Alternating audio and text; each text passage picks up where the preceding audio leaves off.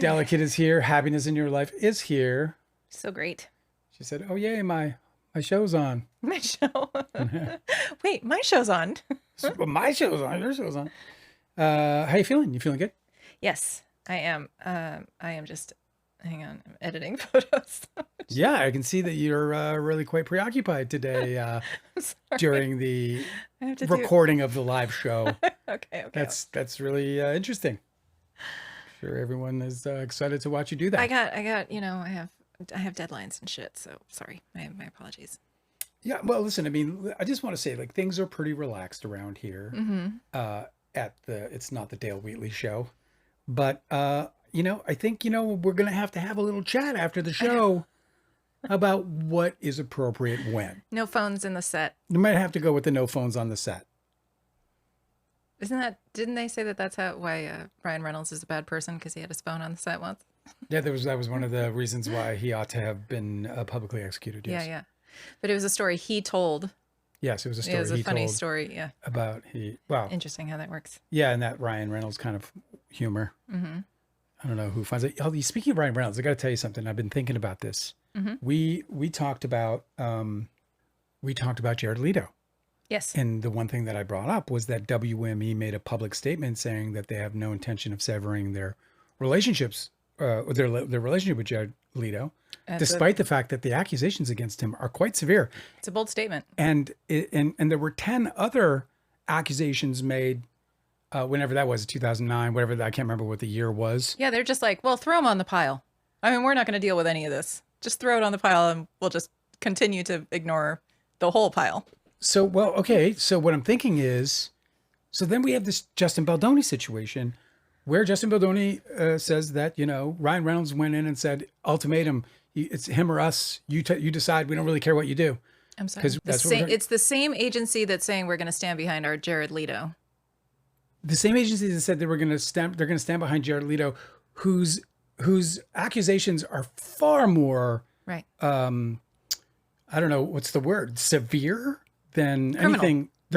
They sound criminal, mm-hmm. right? But they are certainly like, they're like, holy shit, right? And 10 women or 9 women or whatever it was, like in 2016, and now like another 10 are coming forward, or 4. Yeah, 10 they say in the documentary, and 4. Okay. So WME says, yeah, we're sticking behind our guy. They're not even going to look at the allegations, according to the source TMZ cited. But yet they fired Justin Baldoni for much less a problem. I mean, he said, like, he didn't even say nice ass. You know what I mean? I mean, I'm not saying anything he did was acceptable, because in my opinion, it was not. And I don't think it was incorrect to stop representing the guy. But they're going to keep Jared Leto. Yeah. And they're going to get rid of Justin Baldoni. And that does make me think that there's a at least reasonable probability, if not a high probability, that WME was given an ultimatum. Oh, okay. Well, I would see it. I think that I think that there's maybe more variables than you're considering. Because I think you've isolated down to these 2 things, right? Justin Baldoni gets accused by people that work with him on his set, and he gets dropped by his agency of harassment. And you're saying Jared Leto is accused, and of heinous, and he is not getting dropped. He's not getting dropped, but they're not even looking into it. Okay, I'm just trying to reframe what you said. Mm-hmm. But what I believe is the truth about Justin Baldoni's representatives and that agency, yes, is that they were working with him through several lawsuits that we didn't know about publicly until this latest one, because he had managed to settle them all. So it was Travis Flores was suing him for IP theft or whatever. I don't know the legal terms. Copyright, whatever. Yeah. And then it was, there was the other one. It was Shane Norman was suing him and his company for discrimination and retaliation. Yeah. And so, WME's people are like, okay, well, that's been a lot of lawsuits that you've been doing in the course of your business. That's a lot of people who are pissed at you, who are working with you in the course of your business work. And the agency obviously isn't interested in him and how he conducts his business, because it's their business. So it just makes me think that they were like, okay, well, now you're trying to duke it out with one of our other clients who brings in a ton of business. I think the difference between Justin Baldoni getting the axe because he was pissing where he works and Jared Leto, who doesn't get the axe because he's not pissing where he works, they're definitely going to axe him if he gets criminal charges. I mean, for sure. They're not going to fucking hold on to Jared Leto and try and support him through actual criminal charges. Right? So directly or indirectly, what you're saying is, directly or indirectly, Justin Baldoni was let go because he fucked with Blake Lively and Ryan Reynolds, not because of what he did. No, I'm saying that there was many lawsuits that Justin Baldoni was involved in for various different problems with the way that he conducts himself in work. You just said though that the whole bit about pissing where you work, or is that how you put it? Yes, but he had been, and he managed to settle those. But this time he got sued by somebody who probably wasn't going to settle so easily, and so his agency saw the writing on the wall and was like, "Listen, we're going to get dragged into a long, prolonged litigation where I'm not going to defend somebody who's consistently pissing people off at his workplace." Right? This is the way that I think you're sort of narrowing the scope of how you're seeing how the agency handled Justin Baldoni, because like there was he had a long history that we didn't know about because first of all, nobody knew who the fuck he was, but it was only when he was sued by Blake Lively that we learned that he had this whole history of being sued by people that he worked with in just the 5 years that his company had been around. So in my experience, litigation is not uncommon. Settling litigation is also not uncommon. Which is why they didn't drop him earlier. Let me go on here a second. I don't personally, from my experience in Hollywood, I don't buy any of that in terms of them being worried about the litigiousness of their client at all. The veracity, the outcome of those things, and the veracity of those things as they play out matter to a certain extent. And certainly to a large extent, depending on what they could be, right? If they're really, if they were, for example, held accountable for discrimination, that would be a difficult one to work with. So the outcome of them notwithstanding, the allegations themselves, the lawsuits, very common in Hollywood.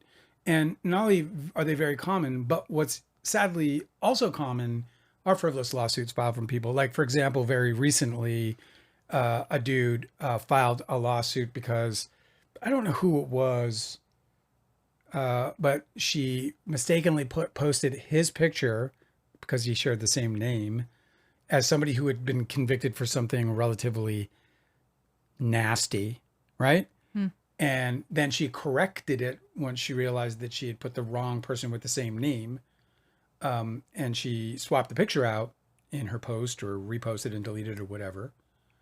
The guy whose picture was erroneously posted filed lawsuit, but it was a garbage lawsuit. I mean, it was an absolute trash lawsuit. Like, he could prove no damages, and it got thrown out immediately. Like, it just got tossed. And when tossed, he was asked to pay for I think it might be Cardi B, but he had to pay for whomever it was. He had to pay for their legal fees. And she finally let it slide and said, "I'll pay my own legal fees. Go on, you shit." So obviously where I'm going is that there's so many lawsuits at all times that I just don't see that as the factor here. Yeah, I think the only factor is going to be based on, I think what you started out with is correct. I think that, okay, rather than saying something directly happened, indirectly or directly, the reason Justin Baldoni got booted was because of who he fucked with, not because of what he did. Because if you can stand behind, as a company, if you're okay with letting TMZ run with a story that says that WME is all thumbs up against this guy who is clearly... yeah, I mean, I think here's the thing. In the gray area, at the very least. I agree with what you're saying agree meaning I don't know anything about anything, and you obviously do. So, yes, I definitely think that you're right about everything you're saying. But what I also want to add is that it seems to me, I'm an outsider, obviously. I don't know shit about how Hollywood works, but from my perspective, it seems that it's very classist. Like, the whole A-list, B-list, C-list is a real thing, and it's structured, and people understand it, and it's well defined in Hollywood, right? Yeah. Like at the agency level, they're going to be well defined, but it's there. At the agency level, they're going to have a very clear perspective about who's this A-list, who's the B-list, who's the C-list. I think the A-list are clearly defined, and then everybody else can fight for whatever, But you think at the agency level, they don't have a clearer understanding of all the different tiers? Because agencies, they probably do. They know how to rank them. So I think that what you're saying is like the ultimatum part was just basically an agency decision where they're like, okay, we got somebody who's on the B list, who's trying to duke it out with somebody who's on our A list, who makes a ton of fucking money for our company. This is exactly, so I'm talking about Justin Baldoni being on the B list. And they're like, okay, obviously he's disposable because the A list, who he's trying to fight with, are not. And then I think Jared Leto, because he's been doing so many, like, he's had contracts with Disney and shit, you know? Like, he's been doing He's big business. I mean, he's big business. Yeah. So I think that they've just decided that he's an A-lister, and so he's going to be protected as long as the agency can milk him for money, because that's what they care about. Do I have that right? Am I seeing this? Well, the agency's correctly? only doing anything ever for money. They never have another motive. They're not Right. some kind So of protecting- agency of personality and Like, obviously, reputation. Jared Leto's getting Me Too'd, but the agency is going to stick with him as long as he's still in that A-list. Right? Yeah, the only point I'm making here. No, am I right about that? Yes, I Okay. think you're right. Thanks. I mean, I can't speak for them, but I'm going to say I think you're right. The only reason I'm pointing this out is because I think it's, like, for me, I'll just say this. Like, for me, when all that shit was going on between those two, Baldoni and Lively, as it related to WME dropping Justin Baldoni, my thought on it was, that they did it because this guy was just too much trouble. Much like what you just said, multiple litigations, the writing's on the wall with this cat. Now he's trying to trouble. like shots fired at a fucking A-lister who's making us a ton of money. Like, Right, no, we're so not on going to top have of that. that. Yeah. But now I hold real the possibility, after WME did what they just did, I hold real the possibility that Ryan Reynolds walked in there, and this has happened to me, that Ryan Reynolds walked in there and said, it's him or us, but we can't live in the same house. And I'm not even sure that I blame Ryan Reynolds for doing it, because if Ryan Reynolds and Blake Lively believe this man is an egregious threat to them, then I think that it would be well within their sound mind to find another agency if they're going to be represented another by the piece same of one. missing context is that Justin Baldoni, in his own deposition and throughout the production, basically owned the fact that he was willing to be a scab. This was during the labor union strikes. Yeah. That he was trying to film his film. And so he was like trying to cross the picket lines and trying to get Blake Lively to cross the picket lines. And he, in his own depositions, was like, if somebody called me a scab, I wouldn't care. Correct. I mean, that's I not remember all verbatim, that. but yeah. So that might be another reason why Ryan Reynolds is like, absolutely fuck this guy. He's been disrespecting my wife. He's been disrespecting all the other women on set because Blake Lively's telling him these stories too, right? Right. So what we didn't know initially about how Alex Sachs was being treated and about how Jenny Slate was being treated, she knew, and she was telling Ryan Reynolds. So it's for that and for the fucking picket line crossing. That might be another reason why Ryan Reynolds was like, this guy's bad news. Delicate thinks that, that Baldoni should have been kicked out. And I'm not suggesting that he shouldn't. That's definitely not where I'm going. No, you're suggesting that Jared Leto should. I am. And Yes. and with him not, that means that WME had solved a different Yeah, problem. now you're wondering what the hell that was all about. Yeah, like They're they not just kicking out solved a Jared different Leto. problem than I thought they had. I thought their problem was that they had this bad, rotten kind of guy. And the real problem was that they had this guy who they would have been otherwise completely fine with. They don't really care what he does, but that he interfered with a bigger piece of business, ultimately a bigger piece of business in the eyes of the agency, right? From track record to actual earnings. Now Incredible, everybody's dude. Imagine being represented by the same agent who is not willing to drop Jared Leto. Yeah. Now you're like, in a brotherhood with a fucking predator. I'd be a little weirded out by that. I'd probably want to switch agents. The interesting thing about telling me to take a sip when you're taking a sip is that means everybody's taking a sip. It's just downtime. You're entitled to a water break. What did they call it in the World Cup? The pausa de hidratación. Hidratación, yeah. You're taking a pausa de hidratación. Pausa, hidratación, yeah. That was fun. The World Cup was fun. Watching the World Cup in Spanish was super fun. It was great. Did you know that's the majority of the way Americans watched it? Yeah, because that's the only way we can see it for free, right? Yeah, statistically, most Americans watched it on Peacock. Well, not free, but yeah, free. I if you got if free with your cable or free with Peacock or whatever. It's a pretty great way relatively speaking, free. It's a great way to like lose all your confidence in your ability to speak any Spanish. You're like, I took 2 years in Spanish in high school. Like, I know some fucking Spanish. Yeah. And then you watch like the sportscaster Spanish. Yeah, I know. And then you're just like, impossible. Especially the Mexican sportscaster, because they're rolling those R's like crazy. They'll take like a 10-second roll. Yeah. Like, well, they also you're like, what the fuck? They also say everything. They're like auctioneers, though. They speak so fast. They're great. It's fun to listen to. I don't know what the hell they're saying, but yet I'm absolutely like enjoying it almost euphorically. It was really great.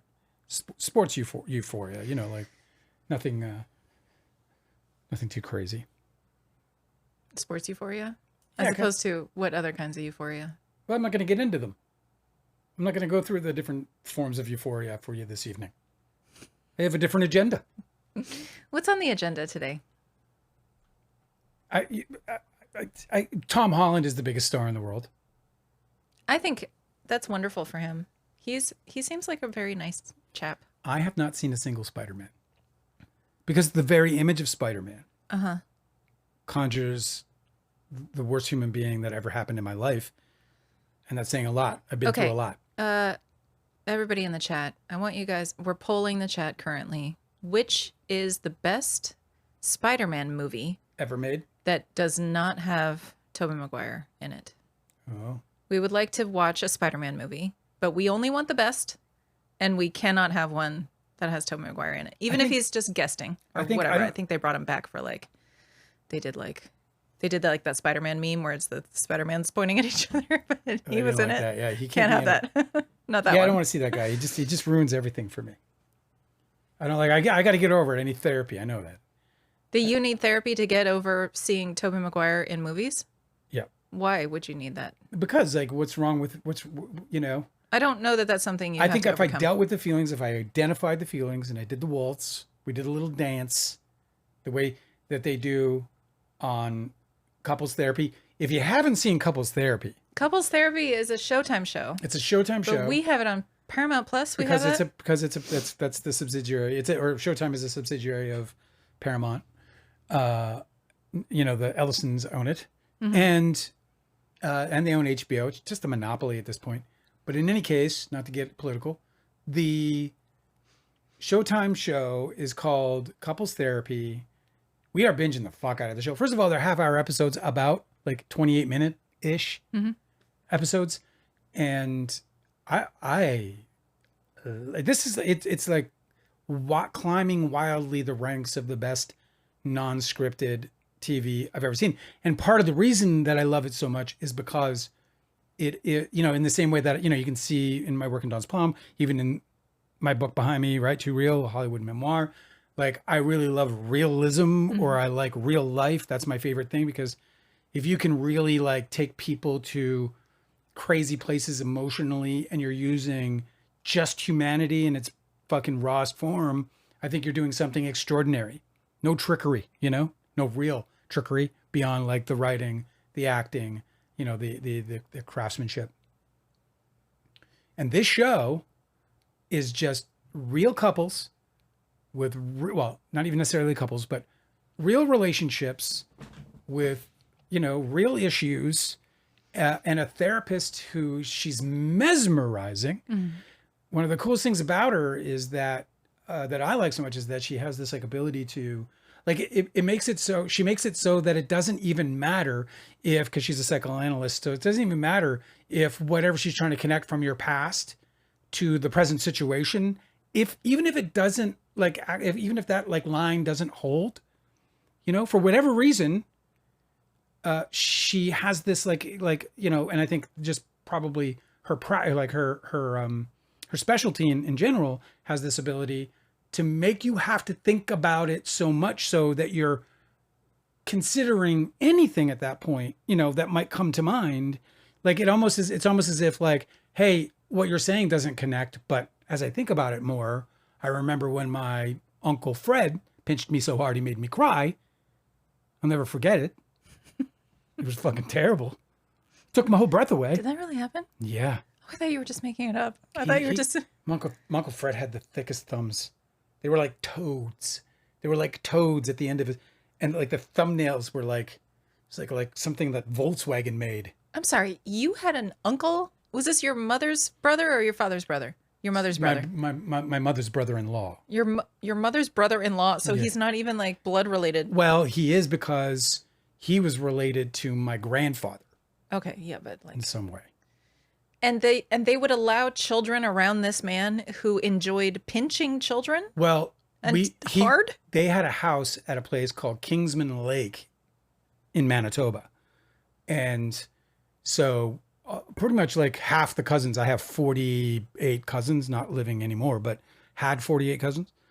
And when you were pinching age? When you were small? Right around the pinching era. Uh-huh. And during the pinching era, a lot of the cousins would go to their house during the summer because they had Kingsman Lake there, the diving board. Yeah, that's dope. Yeah. Sandy beach. You take a little bit of pinching commissary. to get for sure. To visit the lake house. I couldn't wait to go there every summer. It was like, you're getting to go to Auntie Teeny's. And I'm like, yes. I wonder how many pinches I'll have to endure.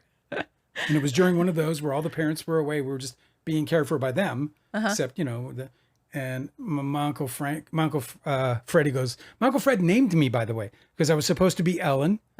And my parents didn't have a name for a boy because they thought they were getting a girl. And my Uncle Fred was visiting and he was like, just call him Dale. And they were like, yeah, Dale. And that was it. Pretty that is so country. Unceremonious. Dale, that's so country. So then he calls me over. He's like, Dale, come over here. So I walk over. He's in a recliner. He knew your name real well. Oh yeah, I was his nephew. And so I walk over to him. He's in a recliner. He's got his feet up. He's got a highball next to him, Of course he did. And he goes, come closer. I'm like, what? Was this the first pinch or like you already knew you were going to get it? Every pinch. And you would go over? There's probably like 3 or 4 absolute, like, take your breath away. You have to get out of the room so you can cry. Why would you continue to walk over towards Because he's my elder and I have to do what I'm told. Like, he wouldn't say it like where there's an option involved. He'd be like, he might as well have said, get your fucking ass over here right now or there's going to be hell to pay.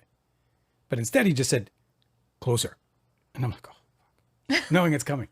And then he would take those Volkswagen fucking manufactured fucking fingers of his and he would just pinch me so hard. This is horrible. That it would like evacuate my lungs instantly. I'd be like, ugh! It was so painful. And he just knew how to like get, like he knew how to pinch. It wasn't just. What the fuck is wrong with this guy? Very maniacal. Why would anybody enjoy doing I actually loved him. He's a great guy. He's the guy who he can't be a great guy if he does this. I'm sorry, but I'm sorry to like. He got entertained by. I'm sorry to ruin crying children. I'm sorry to ruin the fantasy of your wonderful uncle, but a guy who enjoys pinching children until they gasp is not a good person. Crying children made him happy. I can't explain it.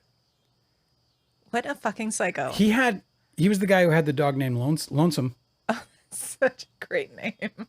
Lonesome was the greatest dog, dude. He was like a hound. He had the hanging cheeks and it all. He just looked lonesome as fuck. And his name was Lonesome. Not only was his name Lonesome, but you can go, Lonesome. And he would look up and his ear was flap and his fucking cheeks would flap. And then you go, oh. And he'd be like, oh. And he'd make the most lonesome sound. Lonesome sound. And we all did it. It was like it was like 4-hour entertainment. Where was I? I get it. I would have gone to visit too if he had a dog named Lonesome and he lived in a lake house with a diving board. Not only did he have a dog named Lonesome, but he had a cat named Boots. It was Lonesome and Boots. That's not as entertaining. Boots is a great. Come on. Okay, well, this is where we part ways. Okay, because Boots is. It's a good name. Yeah, the cat also had. It's a little generic. Like. Yeah, of course the cat sucks. It's Lonesome a bit, and Boots. It's a little bit. Generic. It sounds like a hobo. It's kind of a generic name. Listen. I used to work at animal hospitals. I know a generic name when I hear it a million times. Some people just recycle the old same names, and that's fine. So something I've been following a lot lately. It's like girls my age named Jessica. Okay. Cats named Boots. Oh, well, I was unfamiliar with that. What was the name that everybody had when you were growing up? Everybody has the same name. Every era, there's like one name that everybody has. I mean, I don't know. You had like a dozen friends named Matt. Angela's, Sherry's. Sherry. Yeah. Let me see. Brad's. A bunch of Brads. I had Jessica's. I knew like all the biblical names I knew everywhere. like fucking 14 Jessicas. Anyway, this is a very interesting topic of conversation. I've been following this whole flock camera thing. That's just so. Here's the thing about this story. You know about the flock cameras, right? So flock cameras. I think that's the name of the manufacturer. Amazing that they would just be like right in your face and just like flock of sheep. I mean, I can't believe it. The United States right now is being completely like outfitted with an immense amount of surveillance, like everywhere. It is kind of scary. Like people are posting maps and they're saying, here's my neighborhood 2 years ago. Here's my neighborhood this year. And they're showing like the map coverage of where the flock cameras are. And it's just insane. Somebody today, for example, did a post saying, if flock cameras are for license plates, can somebody explain to me why this one is turned toward the park? So like, there's like, just, there's a mass surveillance going on, a mass surveillance installation going on across the United States right now. And there's this rising sort of, whatever rebel type group, and they're out there and they're like knocking them down and they're covering them up and they're protesting them. Some like one guy I saw is an elderly dude. I don't even know how old, maybe he's my age, but he was out on a lawn chair and all he did was he created a big old long stick with something on it. I don't know what it was that he used to just obscure the camera's view, and he just sat there until he got arrested. And when he got arrested, it was actually a video. And when he got arrested, somebody was pulling up and they were like, what's going on? He's like, they're going to arrest me for blocking this camera's view. And he goes, what's your name? I'm going to bail you out. Oh my God. So I saved this for you.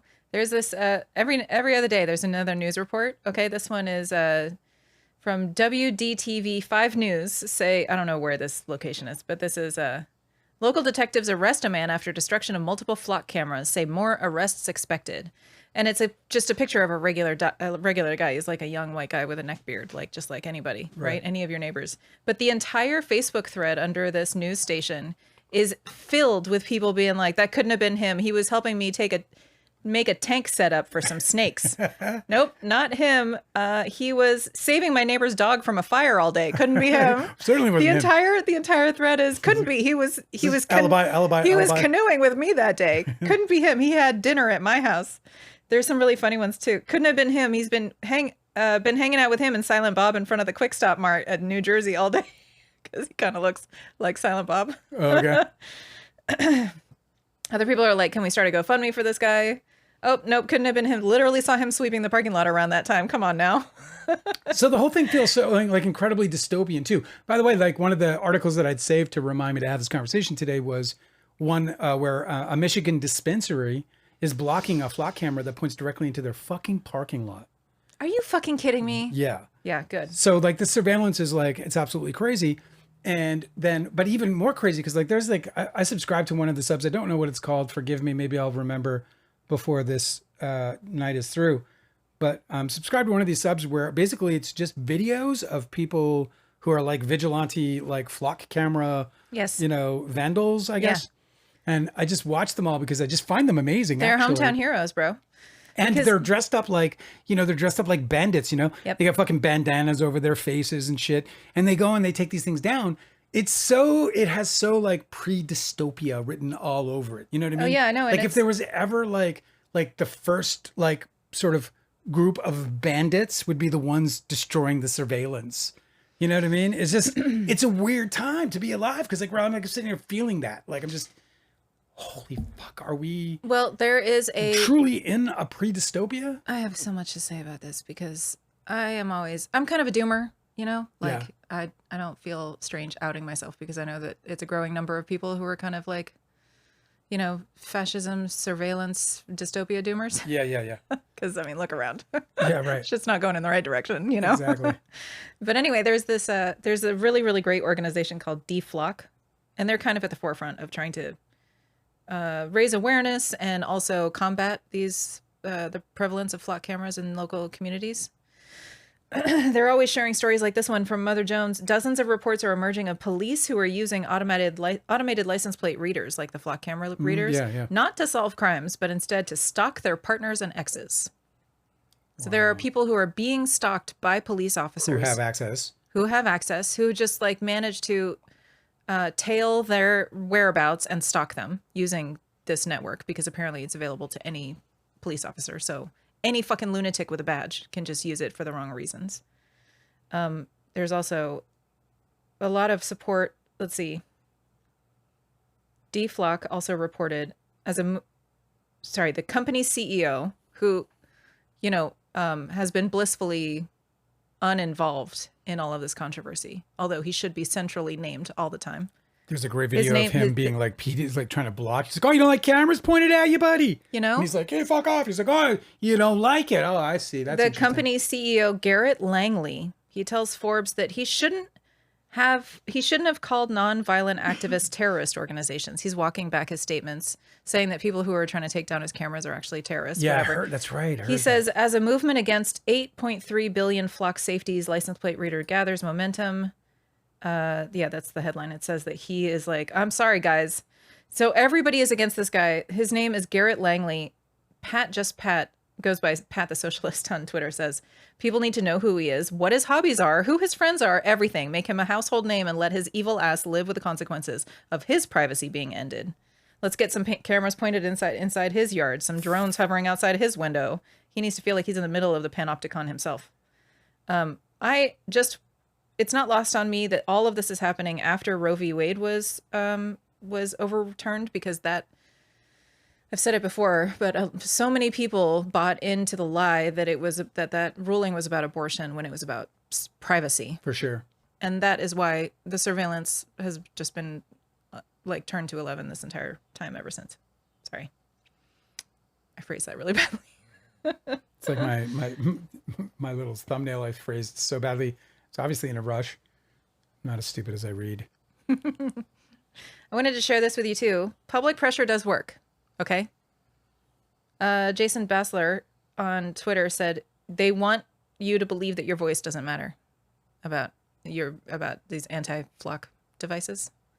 He says, yet in just the last few days, the LAPD has canceled its flock contract. Correct.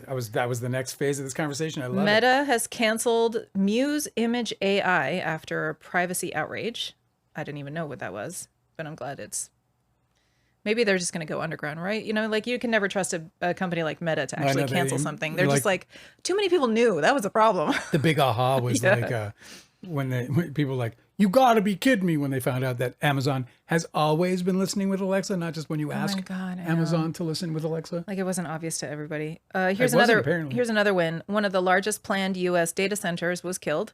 It was the PW Digital Gateway, killed by local opposition. The surveillance state isn't inevitable. It advances when people are apathetic. It retreats when people fight back. Public pressure works. Keep pushing. Well, what I love about this is because the pressure isn't just coming from, voters and calls to Congress, because if there's one thing that has proven to be ineffective, it's call your senator. Very ineffective. They can even be dead. Hi, can I speak with Mitch McConnell, please? No, but we are getting messages to him. Okay, great. You'll read this at his bedside, will you? No, they just go, hold please, and then they just put you on hold forever. It blows my mind, man. I can't believe that the outrage isn't about the fact that this fucking guy is getting paid on our dime. We're paying the taxes that paid this guy's salary, and this dude is not reporting for work. Yeah, I know. He is not talking to anybody. I like the previous conversation better than this one, because I just think it's amazing. Because if that happened to you or me in our day jobs, we'd have been fired after the first week. Listen, I love mummies just as much as the next guy. And that Mitch McConnell has been turned into a mummy is kind of interesting. It'd be so funny if they finally tell the truth, and when we see him, he's in some kind of chamber. Yeah, I know, being propped up so that it doesn't rot. Those cultures in some equatorial nation where they dig up their dead loved ones and take them to party and put them in parades and shit. What is that?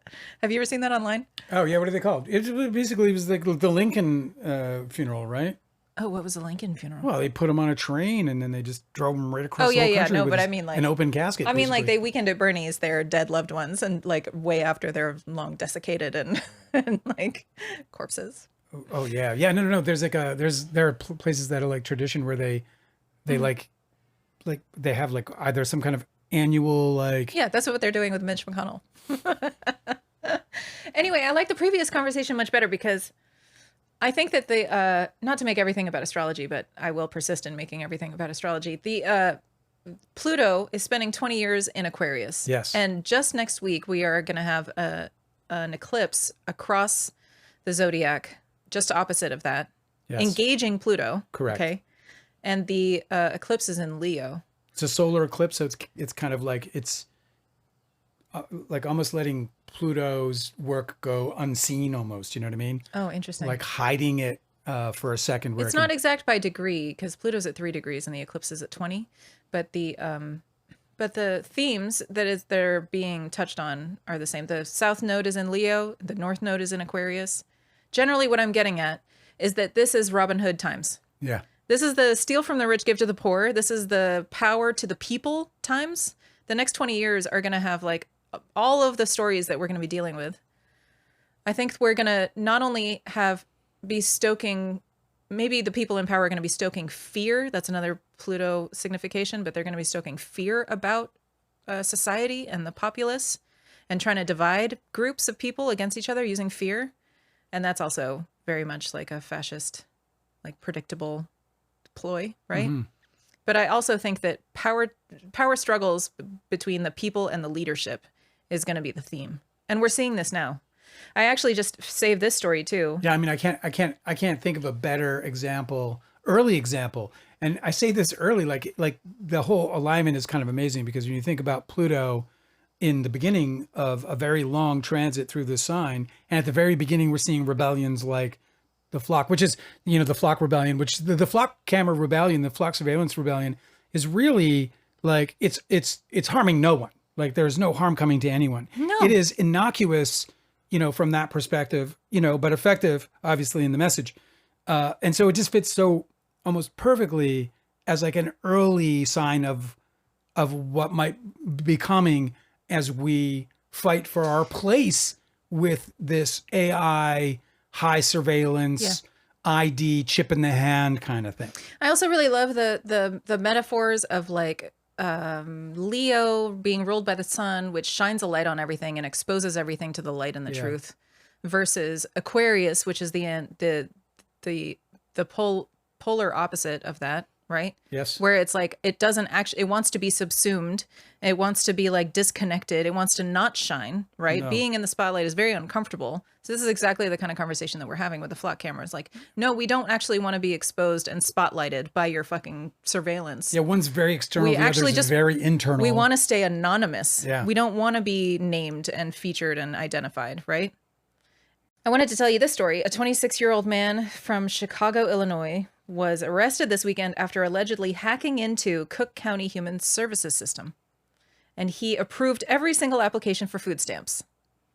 That was his hack. That was his hacker, his hacker crime. Everybody got food. And so he got arrested. I'm looking at his mugshot. He got arrested for approving every single application for food stamps.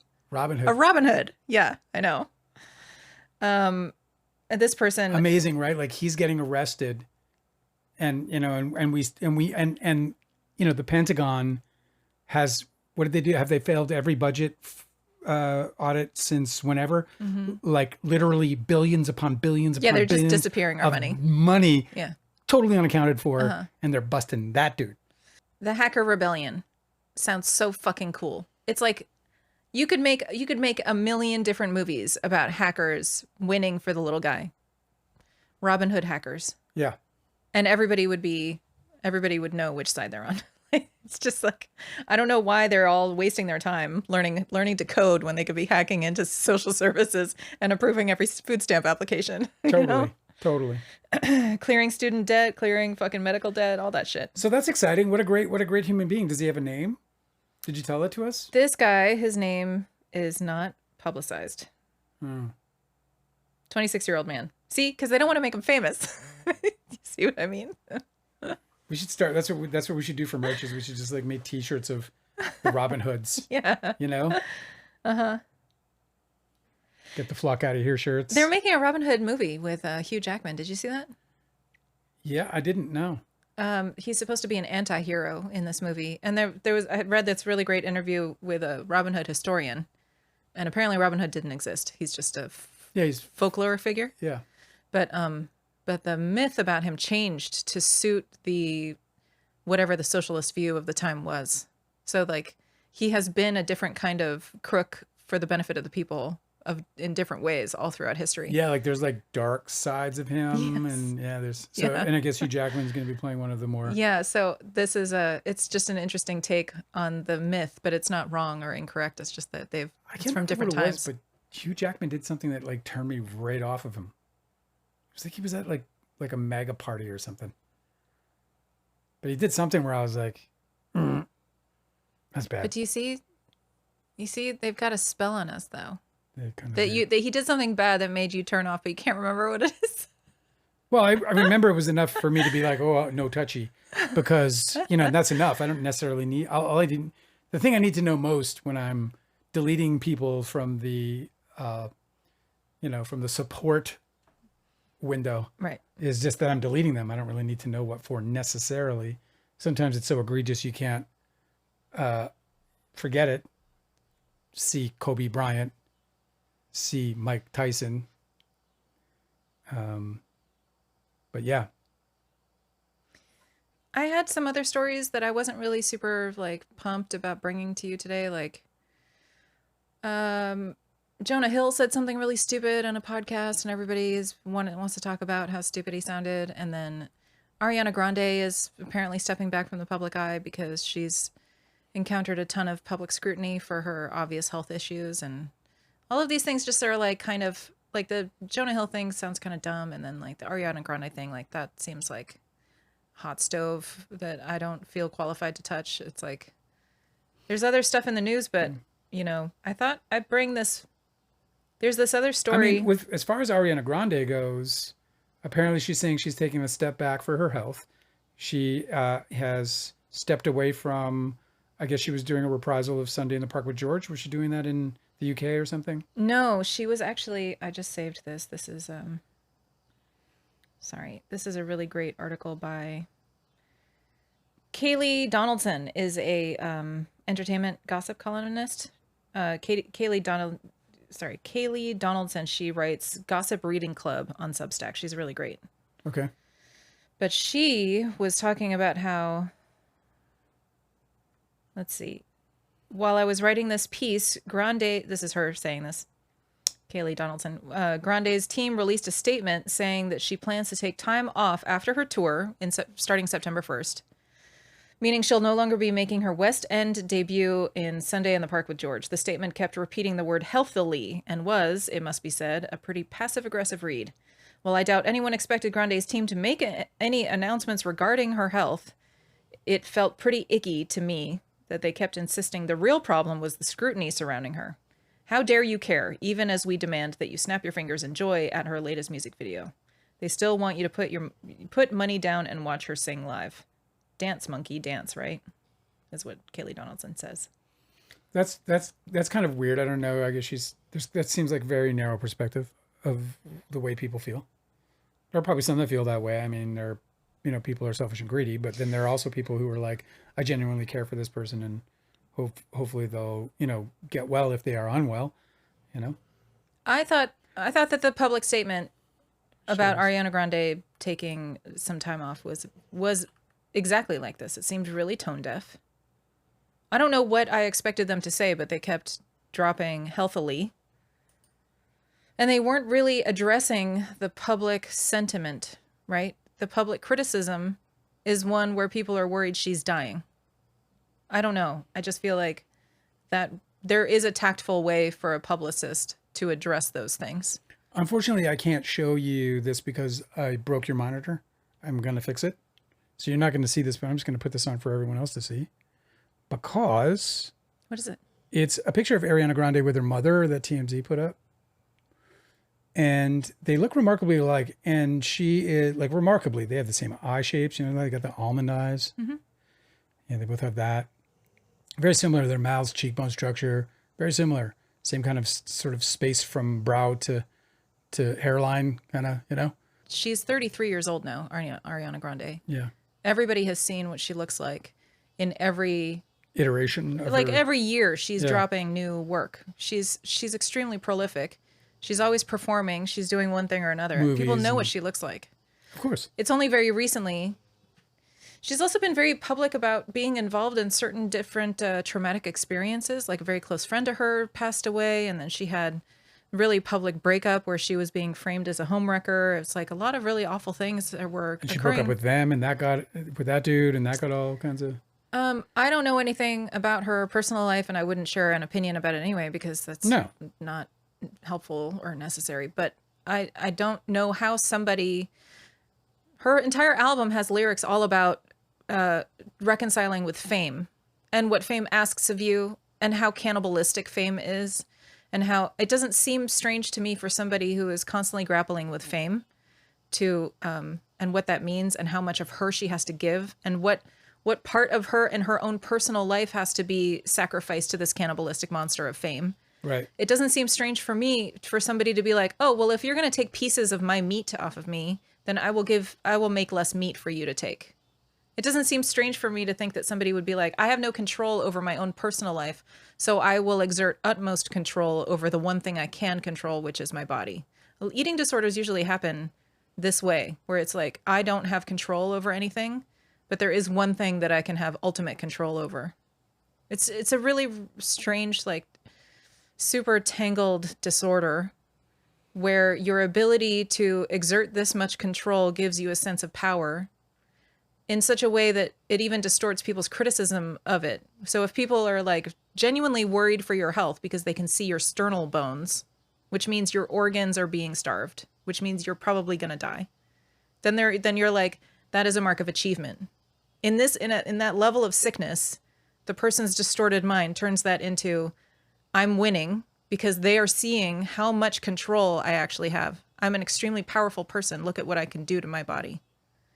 I don't think that it's obviously That's dark as fuck. I know, dude. It's like all of these disorders are so dark. People are comparing her to Karen Carpenter, who very famously struggled with anorexia, and she was in recovery at the age of 32 when she died of a heart attack because her heart gave out because her heart was being consumed by this disease. Yes. And Ariana Grande is 33. I don't think that is it a disease or is it a disorder? I think that that's like interchange. It's kind of like alcoholism is like literally a disease, but also a disorder, but also like because it has such a profound effect on your actual physical health. I actually don't know the definitions. Disease factor. I think that there's certain things where you can interchange them because they manifest in your life in different ways. So like you could have a physical disease, right, that is also contributing to your mental disorder. Or you could have a mental disease that is contributing to your physical disorder. You know what I mean? Yeah. So I don't know. Like I said, I'm not an expert. I don't know anything about this. Do you want to go to chat for a minute? I wish her well. I hope she gets better. Of course, look, when you're in the public eye, you're in the public eye, and that's sort of the price of your dreams, I suppose. And while she's certainly somebody who could argue that there wasn't her dream at all, in the same way that Jeanette McCurdy did in her book, right? Where she was like, basically forced into show business, right? Yeah. So, well, I know that the showrunner that victimized Jeanette McCurdy when she was younger is the same showrunner that was working with Ariana Grande. Yeah. So one can assume that she's been dealing with like a lot of really horrible things associated with fame. It does seem like there's like this devil's bargain. When you're a child actor, you want fame and you want to be able to be the artist and be the incredible creative force that you're meant to be.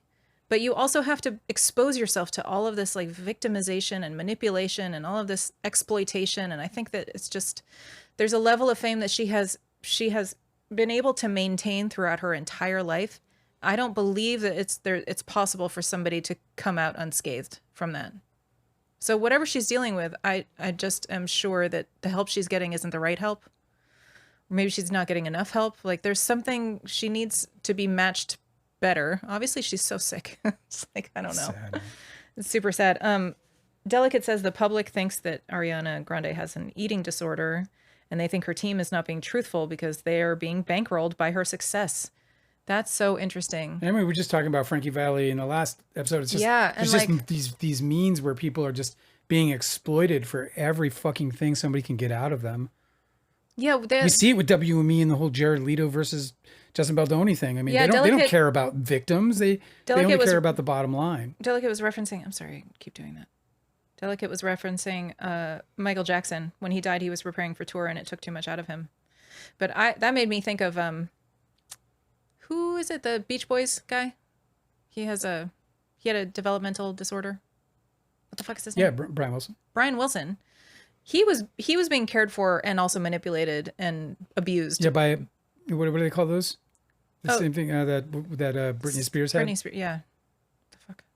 I know, I sucked it right out of your brain, didn't I? Yes. I love when that happens. Like I know it by heart, like top of mind, and then somebody goes, "What do you call that?" And it just completely dissolves from my capability of recall. I don't know how I pulled that one out. I'm a genius. Janice is here. Janice Harper. Hi, Janice. It's good to see you. Conservatorship. Thank you. Happiness in your life says Jennifer and Michelle for girls, Mike and Jason for boys. that is definitely 100% actually. I knew so many Jennifers, so many Jasons, and so many Michelles. Growing up, it was insane. Michelle, yeah. They were all over the place like ants. Anyway, we should do like a little astrology reading of Ariana Grande, because I think the chart has stuff to say. I think it's just telling the whole story. Well, let's do it. You know what? Like we'll do it. Do you want to do it for Thursday? We'll just set it up right now. Let me get it in the books. 1 second. Let me get this in the books here. The books. What? Put books? up the calendar here, and then. Will you be alone or will you have a guest? You'll be my guest. I'll be your guest. Okay, and all right, you're all set. Thursday, 6 p.m. Thanks. You got it.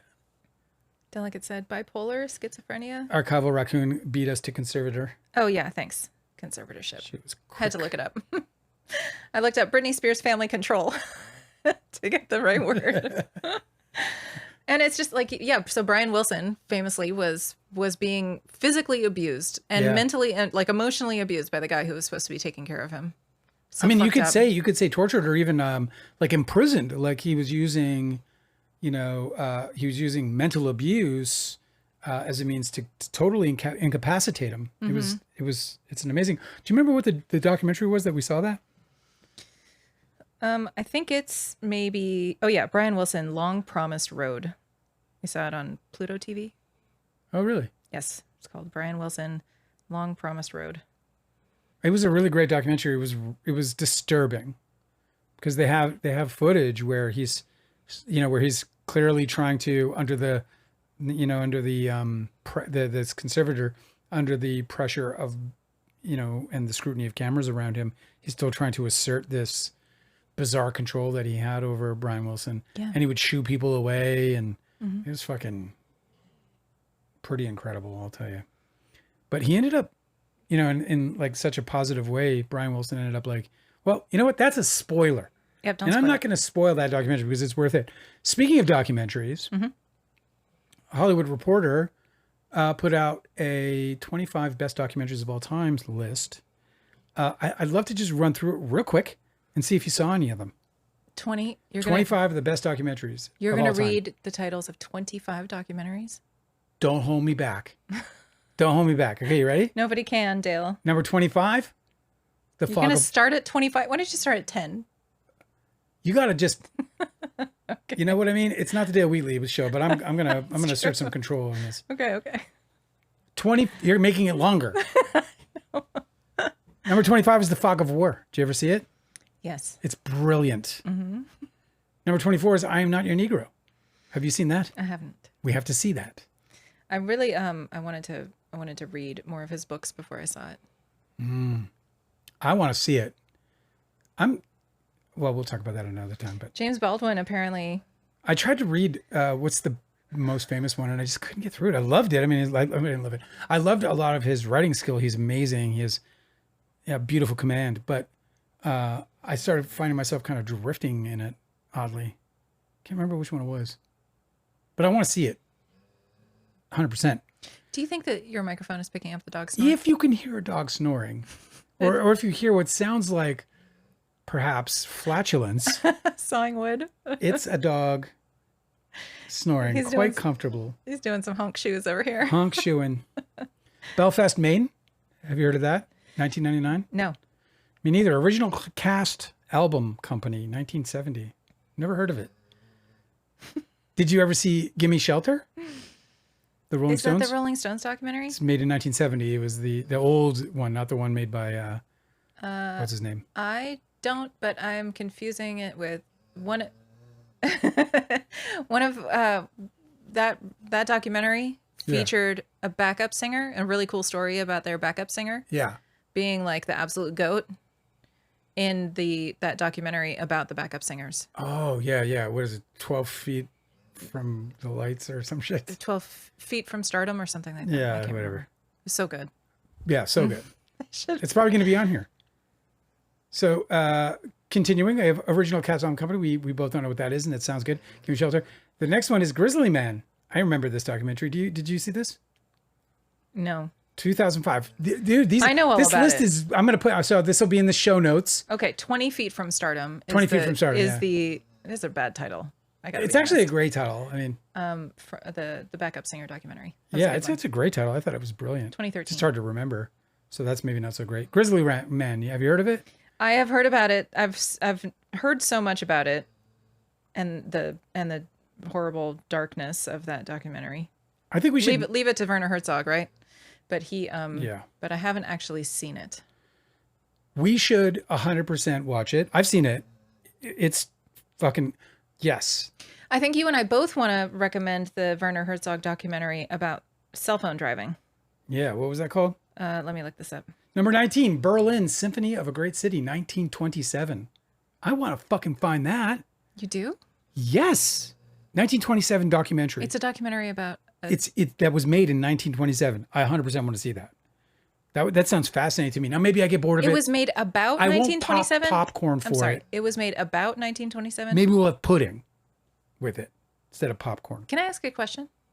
Yes. You seem to think that the documentary was made in 1927? It was. I can certainly see that it was made in 1927. It's not made about 1927? No. It was made in 1927. Incredible. Yeah. That's what makes it interesting to me. Number 18, 2012's Stories We Tell. I heard of this and I never seen it. It's Sarah Polley's. And I definitely want to see that. Sarah Polley made a documentary? Called Stories We Tell. What's it about? Stories she tells. No, stop it. Sarah Polley's autobiographical documentary features a twist that comes midway through a highly... See, I don't want to fucking do that. Oh, yeah, don't read the twist. God, I just got to fucking... But now that I even know there's a twist. Oh, yeah, why does it have to be a twist? You're going to be all Alan about it. Damn it. Okay, from Werner Herzog's documentary, I didn't realize this was a short because it's a 34-minute documentary. Werner Herzog made a documentary titled From One Second to the Next. And it is about not texting and driving. And I literally think about this every single time I'm outside of my house and anywhere near a road. Especially when we're driving like on a fast road and we see people drifting and then we look up and sure as fuck, there they are with that goddamn telephone in their hands. From one second to the next, Werner Herzog interviews a bunch of people who were harmed by texting and driving cars. Yep, like victims of or survivors crashes. Of people who actually did it. Like, it's a great doc, but it'll stay with you. Utterly, yeah. Because that's what Werner Herzog does. It's like capturing the Friedmans, it like never fucking leaves you. Like capturing the Friedmans, like that's got to be on the list. I'm sure it is. We're at number 17 right now. Capturing the Friedmans was like the kind of documentary where I'd be like where I still to this day at any point in time can be just walking and all of a sudden, oh, there it is, it's back. I know that fucking documentary is back. I think about Dear Zachary like that. I think about Dear Zachary. Yeah, Dear Zachary. It's like oh god. And then if I want to cry, I'll think there's something wrong with Aunt Diane stays with you too. Yeah, that one is that one, especially if you like go into you pull into a gas station and something seems off. You're just like, is somebody having martinis right now? Okay, Minding the Gap is number 17, 2019's Minding the Gap. Looks good. It's like some kids with skateboards. I'm interested. It's what it is it feels somehow miraculous that a 90-minute hangout doc about 3 childhood buddies from blue collar Illinois, one of them whom is director Bing Liu, and their shared passion for skateboarding. Doesn't that sound fucking fun? The title doesn't fit because Mind the Gap is what they have in the London subway. Listen. So they're from This they're isn't from where? a criticism show on this. Why don't you? Every show I'm on is a criticism show. Let's be real. Minding the Gap, man. I want to see it. Every word I speak is a criticism word. 1971's The Sorrow and the Pity. Oh, that's a good title. What a title. You can almost, the title is, that reminded is me worth of the price of admission. Cutie and the Boxer was a really great documentary too. After a string of mediocre comedies, Marcel Ophuls, Ophuls, Ophuls? Dale, move on.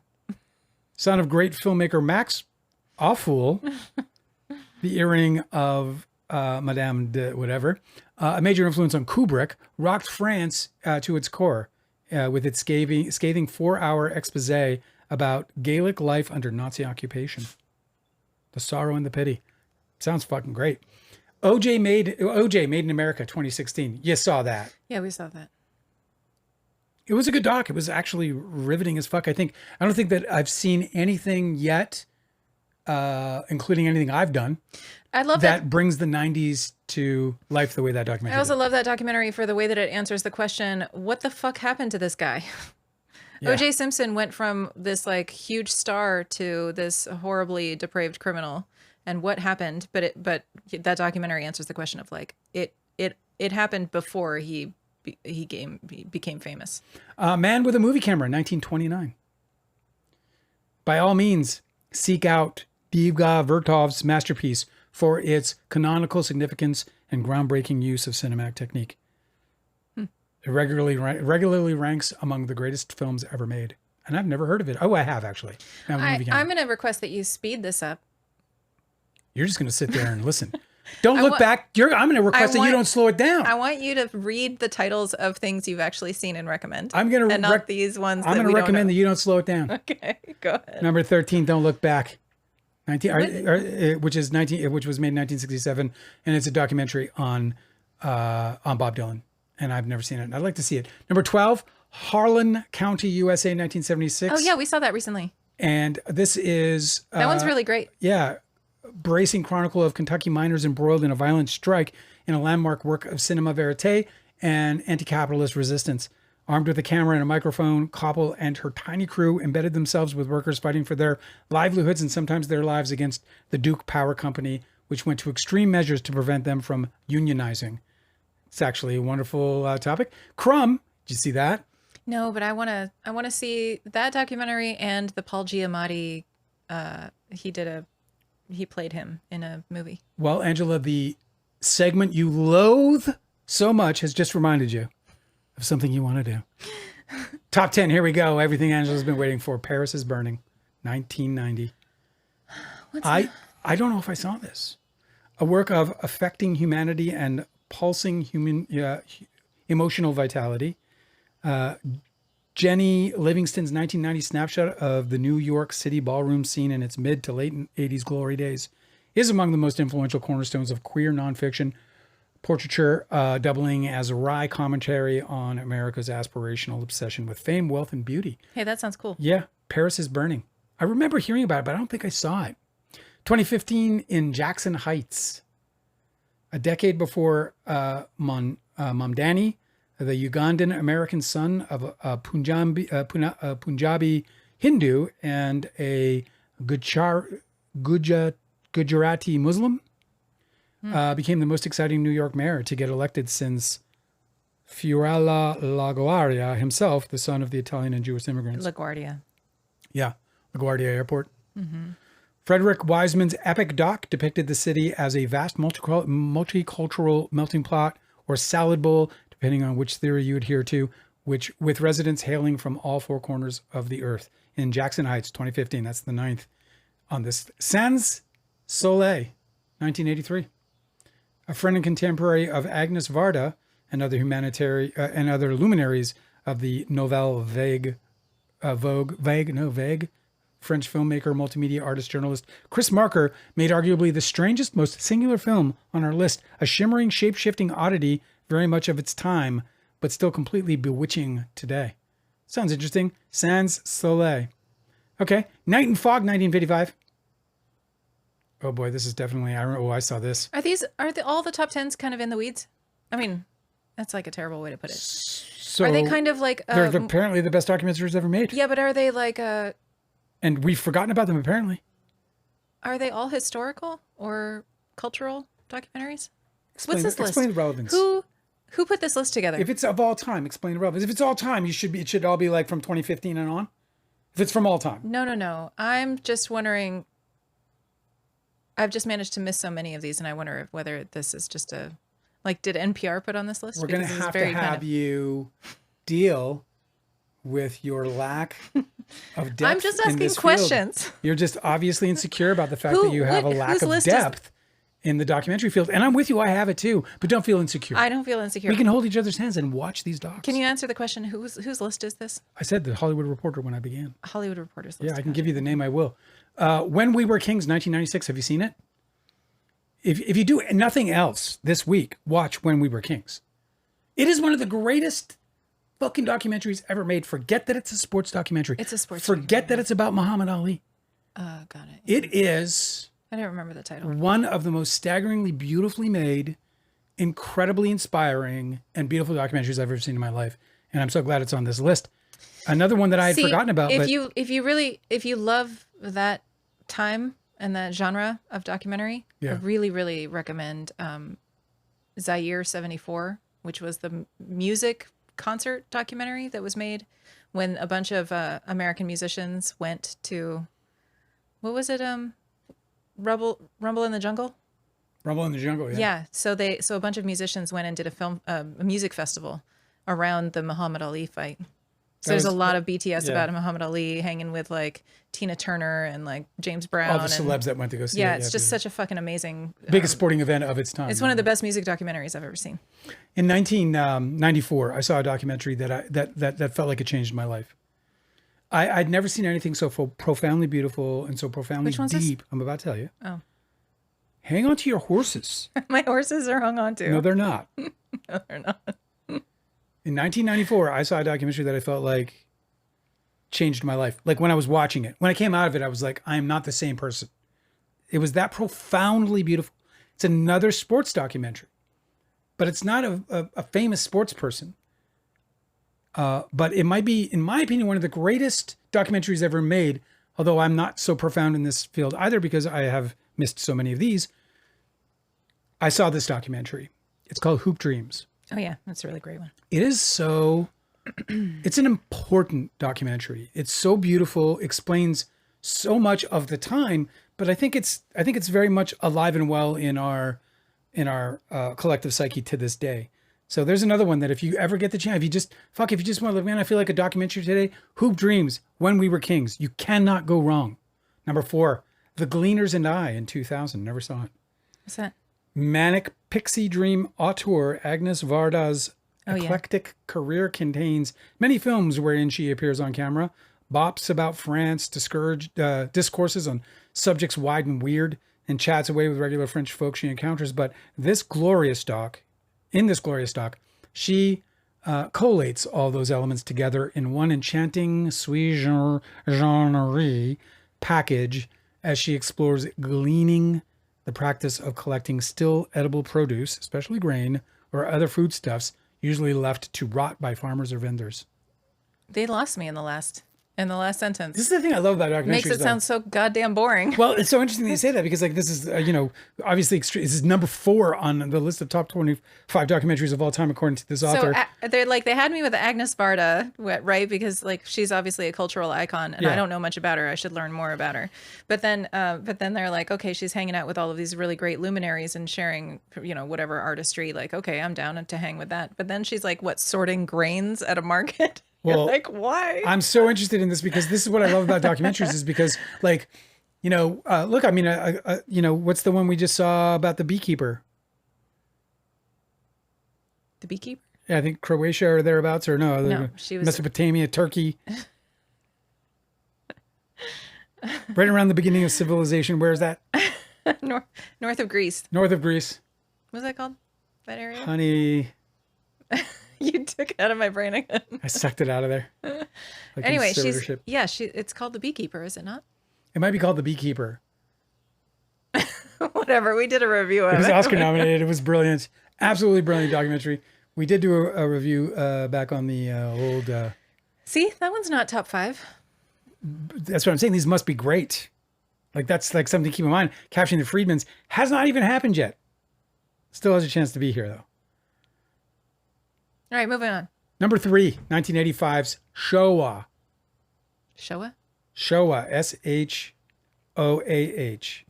Is that just show? I don't know. Showa.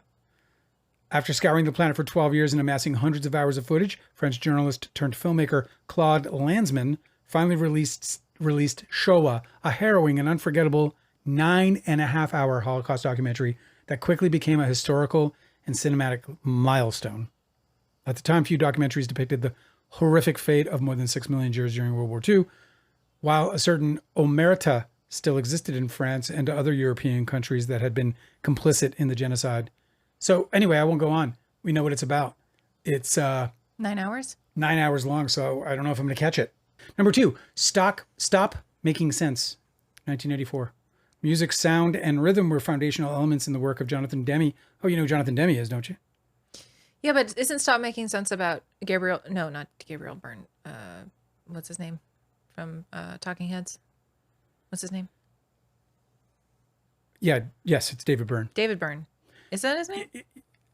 Right? Yes, David Byrne. Byrne. Yeah, David Byrne. Thanks. So this is done by Jonathan Demme. If you don't know who Jonathan Demme is, he directed the seminal Silence of the Lambs. So obviously a great filmmaker. He says, think of Buffalo Bill preening to cue Lazarus, Goodbye Horses and the Silence of the Lambs, or Jamaican reggae queen Sister Carol toasting through the dance hall syncopation of Wild Thing at the end of Something Wild, or Rosemary Clooney's brassy. I don't know what this person's saying. They're far too smart. They're just a big fan of Jonathan Demme. And the number 1, can you guess what it is? Give it a guess. You've seen it. I have. You've seen it. It's the number 1 of all time. Documentary Of all time, according to the Hollywood Reporter. I can't imagine it. Based on the rest of this list? Okay, so I can't not imagine very what it is. documentaries have this distinction, so I'll throw this out as a clue. It was later produced as a feature film starring household name actresses as in the leads. Oh, Song Sung Blue. Grey Gardens. Grey Gardens is a really great documentary. Yeah. I wouldn't say it's the best of all time, though. It's fantastic. It's fantastic. It's wonderful. It is like a cultural, like, gem, you know? It's like deserves its place at the center of the mantle of all the rest of the documentaries that you would put on display for your family to see. But I don't know that it would be like the greatest of all time. Okay, I wanted to ask you this because, you know, we like to talk about Battle of the Sexes type stories around here because they're phenomenally stupid and also interesting. Yes. Because people play into this kind of dynamic, whether they want to or not. Right. I brought this to you the other day, and I thought that I liked some of the things we were talking about, and I kind of wanted to bring it here. Can I ask you a question? Yes. Okay. There's this story this person shared, and everybody in the chat was very divided about this. Okay. Okay, there's a guy. He says, I often give a ride to a female coworker. Do you remember this? Okay, no, just tell me. I don't know that I do. I often give a ride to a female coworker because we live in the same direction. Okay. And my office is close to my wife's office. So the problem began when my wife expected her. Okay, so let me just back this up because this person isn't describing this right. He gives a ride home to his coworker, and it's not out of their way. And then he'll go and pick up his wife from her office.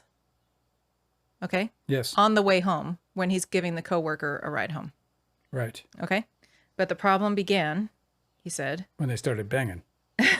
when him and the coworker started banging. That didn't happen in the story. Okay, check this out. Right. The problem began when my wife expected my coworker to move to the back seat whenever she got in the car. Okay. The first time, my coworker quietly complied, but then the next day, when the wife was like, "Hey, scoot to the back. I'm getting in the front." The coworker. So the wife said when she got so the person's in the front seat. So the The wife coworker says, jumps yo, in the yo, front yo, seat. jump in the back. I'm going to sit next to my guy. Yes. Okay. The wife arrives as the second person getting into the car. Yes. And says, I'm going to get in the front. You go into the back seat. Right. Okay. Okay. And so he said, the next day, my coworker refused to get in the back seat, saying she entered the car first, and so she shouldn't expect her to be switching all the time. Okay. Okay. And that it wasn't in her place to make her move. Only I, the driver, could decide. I didn't intervene because my colleague was right, the coworker. My wife left angrily and took the bus home instead, and now she's been distant. I feel like I didn't do anything wrong, but I'm starting to wonder if I should have handled it differently. I immediately had very strong opinions about this. Well, let's hear them. What are your strong opinions about this? I want to know your opinions about it. Okay. The question is, who is in the wrong? How should it have been handled? There's a controversy now. How could it have been avoided? Well, I think both women, the coworker and the wife, are obviously extremely, they're displaying a great deal of martial energy, because I think both are kind of being inappropriate in the situation. I think where the problem begins is with the wife. I think that the person getting the ride should just shut up and got in the back seat and be polite in that way, because she's the one who's being transported, and then maybe take a clue and get in the back seat the next day and just be like, I'll be back here. Thank you so much, Mark, John, Mark John Abbott. Mark John Abbott. But that the wife asked her to get in the back seat. Like I would have preferred for the wife to be like, if you're going to drive this chick home, you tell her to get in the back seat. I would put that on my husband.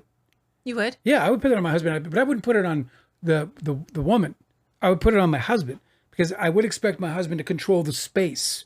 And, to the extent that, this woman saying that he's the only person who can say that, I think is absolute garbage. Yeah. It's a stupid thing. And it's also like really cheap. No, she's doing like a power move. Yeah. It's just super cheap, because she's creating conflict between her and her husband. And she's doing so. That's exactly how you earn yourself not being given a ride home. Well, and also anymore. like resentment for having done it in the first place. Like, exactly. I was fucking helping you out and you threw my shit under the bus right there. Totally. So that's why they're both wrong. You know what I mean? Like, yeah. Like neither of them should be engaged in any of this. If the wife had a problem with it, she should have taken it up with the husband, who allowed her to be in the front seat. There's nothing wrong with the husband allowing her to be in the front seat. There's nothing wrong with the husband's opinion that because she's in the front seat. Who's she? This being the woman being the coworker given the ride. The coworker? Of course. Because both women are being given a ride. I know, but one. Okay, the so are we clear on who then? Yes, the husband, the wife, You're the getting coworker. way too Virgo. I just want you to be clear when you say she, there's two she's. Yeah. The woman in the front of in the front seat of the car. The coworker. The coworker in the front seat of the car. Mm-hmm. Right? I understand why the husband didn't tell her to get into the back seat, because that's an uncomfortable conversation that seems weird. Can seem weird to have. I also understand why the husband thinks that the coworker in the front seat of the car shouldn't have been asked to get into the back seat of the car by the wife. And I would agree with him on that point. I don't think that that's a well-played card. It's got such a I'm pissing on my territory kind of thing. Mm-hmm. You know what I mean? What are you showing me? I'm showing you how you're scooting off the edge of the frame. Oh, yeah. Hey, welcome back. This is an audio podcast now. Let me just tell you about how I think it's so fucking bonkers that there's this controversy about the front seat, when if it was me involved in either of these roles, if I was the coworker being given a ride, or if I was the wife who was being picked up where the coworker was already in the car, I would be fighting for the back seat. You know what I mean?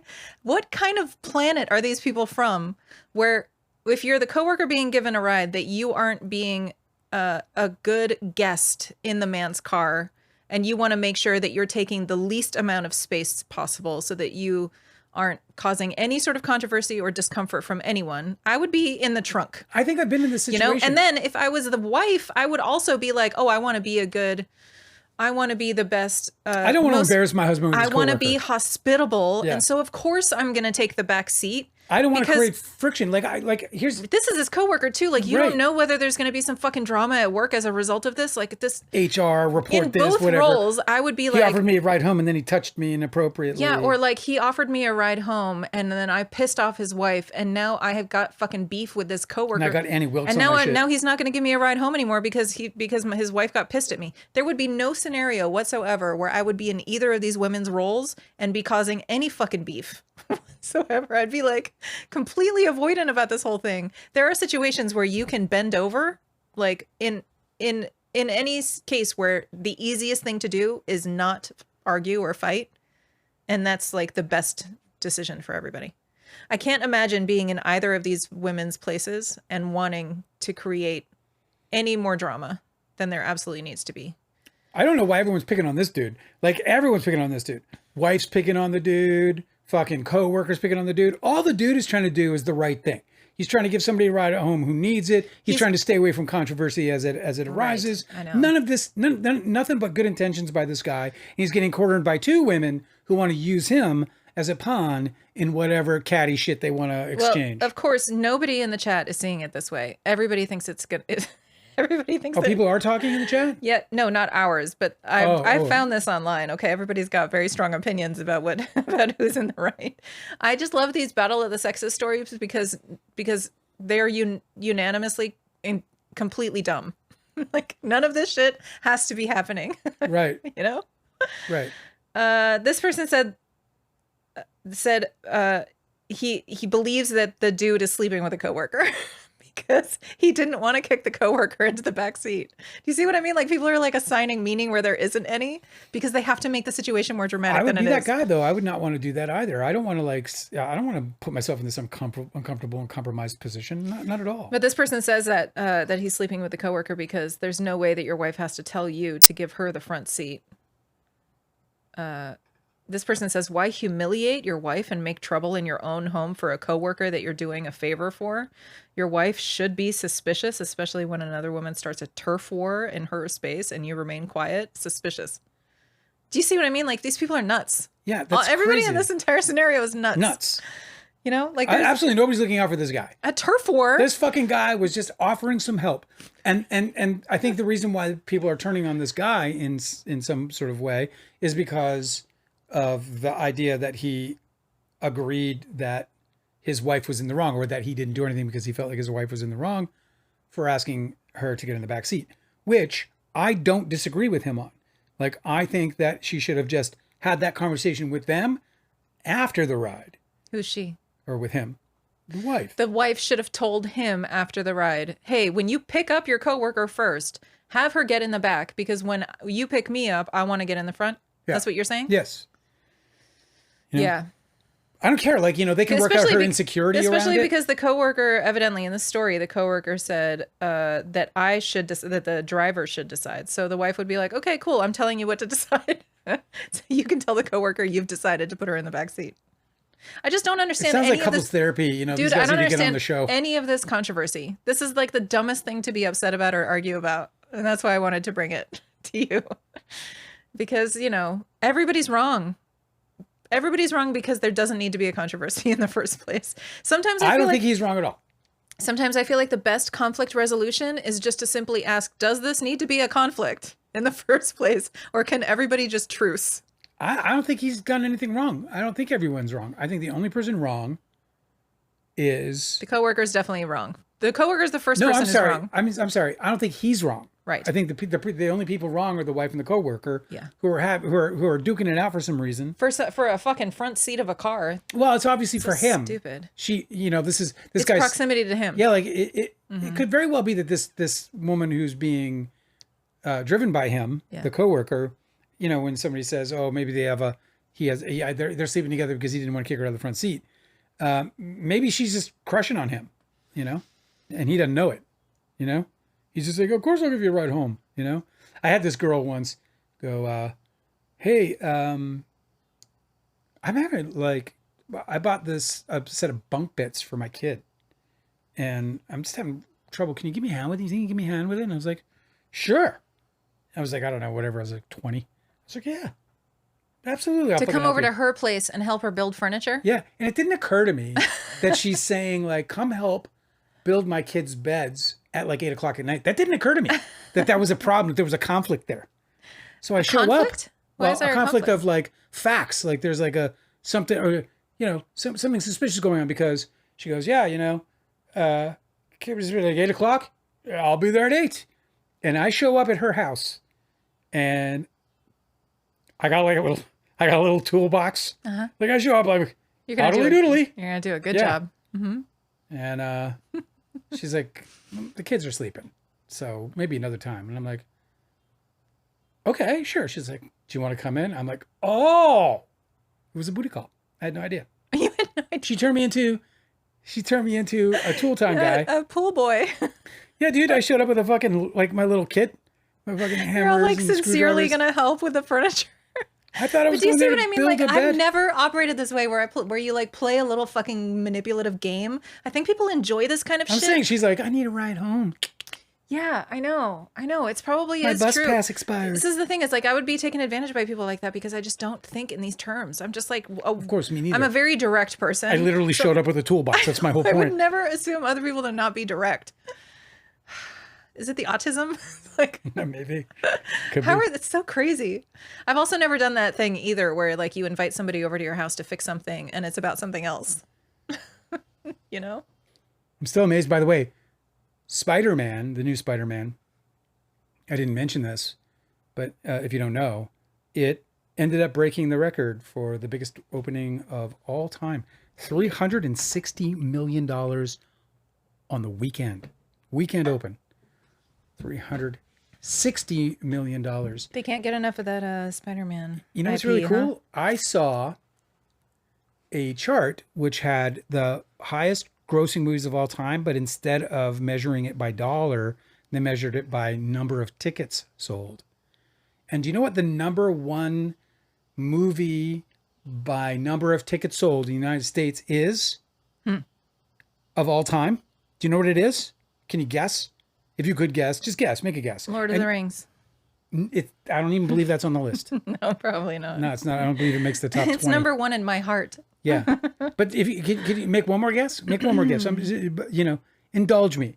Try to make a guess of what you think sold of all movies of all time. They're definitely talkies, no silence, but they go all the way back and go all the way back. The Taylor Swift Eras tour. Not even on the list. Okay, what then? It's Gone with the Wind is the number one. No way. And it's by a massive margin. Like, I'm incredible. talking, it's not even, number two isn't even remotely close to Gone with the Wind. Titanic is like number 6. How many times have you seen Gone with the Wind? I want to say like 3 times. 3. Yeah. I saw it at least twice at the New Bev. And then I saw it once on video. Oh, that's awesome that you saw it at the theater. It's fucking amazing. Have you seen it? Nope. Oh, well, I'll see it a 4th time. You don't have to. I love it. Are you kidding? It's so great. You should never, there's no reason to leave this life having not seen Gone with the Wind. It's one of the know. greatest films ever made. Here's the thing. is Deserves to be seen by everybody who has any love for cinema. I really enjoy those YouTube channels that do cinematography content, where yeah. they'll like put together a bunch of analysis of different old movies and talk about the cinematography and the choices and this specific cinematographer's career and like the evolution of this kind of cinematography, whatever. So I've seen a lot of Gone with the Wind and a lot of these other movies that I've just never watched, but Right. I recognize how beautiful they are. And so just kind of like, how like sometimes you watch a trailer of a movie and they give away the ending. And so you're like, whatever, I've already kind of seen it. It doesn't become a priority anymore. That's how it is with all these old movies. They're incredible. They're beautiful. They're like masterful achievements of the art form. And I've seen enough clips of them that I feel like I'm satisfied. And I know that that's not very high-minded of me to feel that way. Well, I really should just like have a thorough education in film history. Well, I think like, whenever you have a chance to see something masterful, see it. Mm-hmm. It's like right there. That's why I was so excited to, go through these 25 of the greatest ever made, because there's at least 25 good movies on this list. And if you, and I delight in that I haven't seen them, because that's just movies I get to discover. That's movies I get to see. Yes, sure. There's a stroke of bucket list pride, I guess, to be like, oh yeah, have I them know. all. It's so easy to But skip. it's just more fun to actually see the movies and experience what they have to offer. It's so easy to miss the Holocaust documentaries too, because you're never like sitting down with a bowl of popcorn being like, let's have a terrible time. Let's invite some people over. We're going to become completely depressed. Hope you don't have anything planned for the entire next week. You're going to be in bed. They are very compelling, the Holocaust videos. The one which name I forget now. The documentaries, you mean? Yeah, but the one that I did see here. And the reason I saw it is because they showed like a part of the cast that they focus on. And I just, the one of the faces just embedded in my memory, just absolutely emblazoned on my squishy mind. And it was probably like, it's probably up there with like Hoop Dreams in terms of like one that just would not leave me, and Capturing the Freedmans. If you haven't seen Capturing the Freedmans, like I just can't recommend this enough. Can I get through a couple of little side stories I have that I think are fun and kind of exciting? Yes. Everyone alive may carry DNA from a ghost lineage of human ancestors. I'm sorry. Everyone has ghosts? Scientists analyze modern genomes may have found a long lost branch of the human family tree. Yes, ghost lineage. In a new science study, scientists read the family tree buried inside modern genomes and turned up ghost ancestors in every population on Earth that no fossil records can account for, Angela. Hey, that's neat. Anatomically, modern humans are just one branch of a broader family tree. Okay. So obviously this is aliens, right? The other branches... Is that what they're saying? I don't know. They're not going to tell us. It's the Anunnaki or whatever the fuck. The Anunnaki. Yeah. The other branches, the archaic hominins, as scientists call them, include the Neanderthals, who lived across Europe and Western Asia, and the Denisovans, who are known mostly from a handful of fossils found in Siberia and Tibet. These archaic lineages interbred with ancient human groups who had migrated out of Africa, which scientists can confirm by comparing rare preserved samples of their DNA with our ancestors.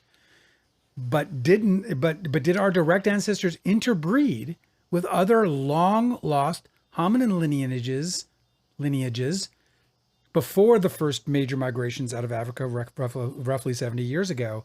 Because we have never found any archaic hominin genomes in some sub-Sahara Africa. Scientists couldn't tell. This is Bigfoot. This is what this is. It's Bigfoot. Dude, that video today, I watched the video. Dale showed me our love language is finding Bigfoot videos to share with each other. We love Bigfoot. I love it so much. I was busy like in the kitchen, and Dale was like, yeah. Angela, come see this Bigfoot video. I dropped everything. I came right over to watch the Bigfoot video. Something burning. Just play it again. I can see that there are 2 pixels running up a mountain. Dude, I'm obsessed. It was so obviously a Bigfoot.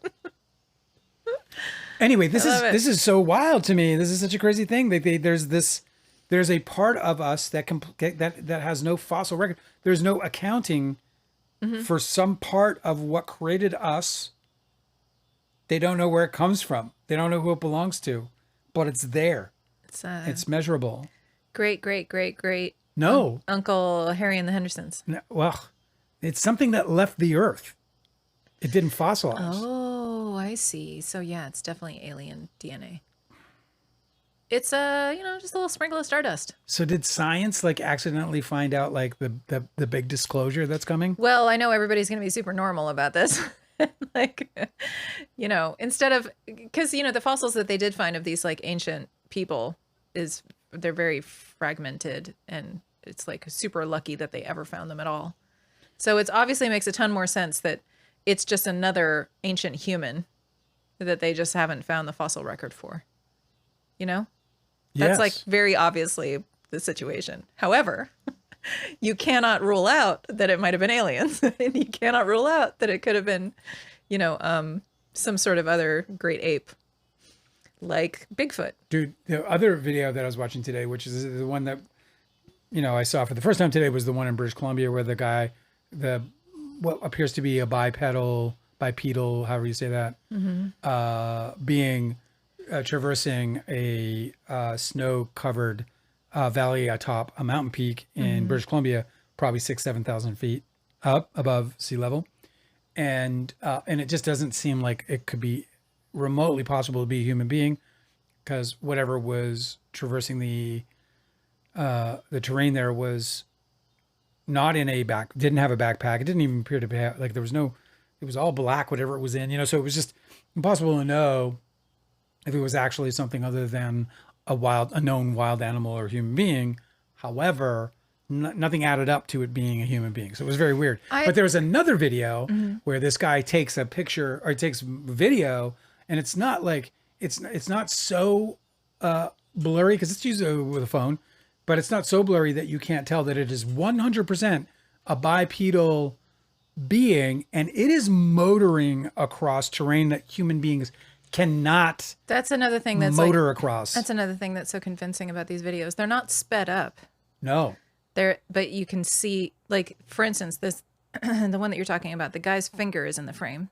At one point. Yeah, and he's speaking. It doesn't look like the video is sped up at all. Biggest finger you ever saw. It's in the foreground. But this creature is moving faster than you can imagine any human would be capable of moving. Especially across mountainscape, like, you know, maybe like, on a flat surface at the Olympics. Have you ever seen any video of like a bear that's startled enough to climb a mountain? Like they'll climb a hillside. I've seen them rip up the mountain on and they videos. Like bound up so fast. It's like stunning. But you can see that there are four. No. I'm not saying that you can mistake these for bears. Cannot. But what I mean is it's that level of speed where you're like, holy shit, that takes so much strength to carry a large creature that quickly over rough terrain. I think that video of that guy showing that we have to show them. Here's the thing. Whipping across that. I'll put the link in the show notes. But do you want to just like, should we do a little show and tell of our favorite? We'll do that. We'll do it. Not tonight. I don't have it queued up, but we can do that. Can we do that maybe on Thursday? Yeah, maybe. This video, I think, is the strongest evidence that there is some kind of bipedal being living on this earth that we don't know about, that we don't understand, and that that has not yet been scientifically discovered. Do you know your favorite Bigfoot videos on like off the top of your head? Here's the thing, right? There's a documentary that's coming out that was in the festivals last year. On the Peterson film. Well, it's on Bigfoot, but it 100%, according to those who have seen it, debunks the Peterson video. Okay. My question was.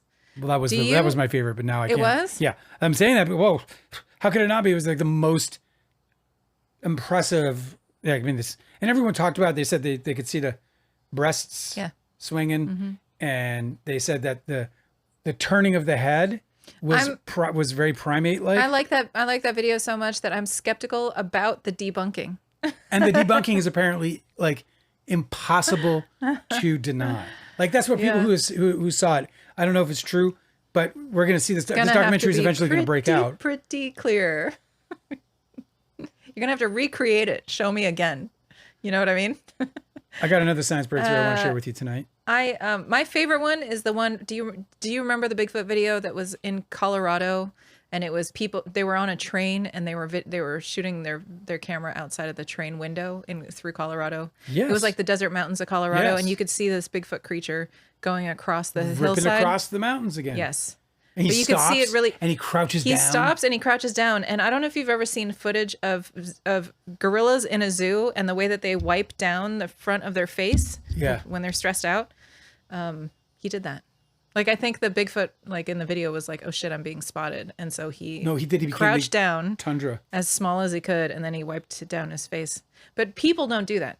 People don't like, especially if you're wearing a mask, you're not gonna wipe down the front of your face like gorillas do. It's so interesting that with a great big hand. That they're going to be so smart enough that they know us as a big problem for them. Oh yeah, they see. I mean, I'm sure they've gone to like mountaintops and looked down and went, "Holy fuck!" Yeah, but also they if they live in the woods, they've seen hunters.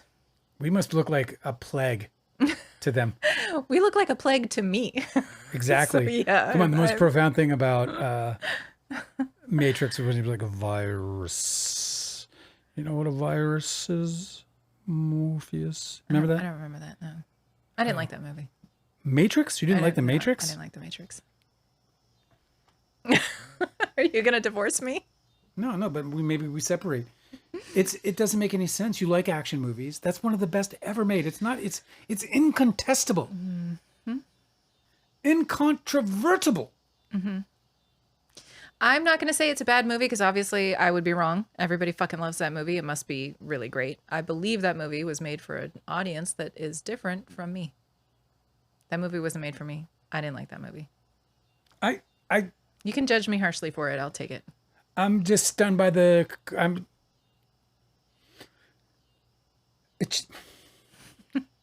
Let me get to this news story. I think there's also like a bunch of these movies are like bigger than they merited because of the hype surrounding them.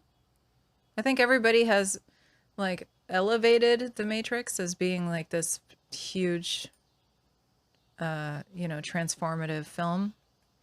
I think its influence on pop culture was bigger than the actual movie.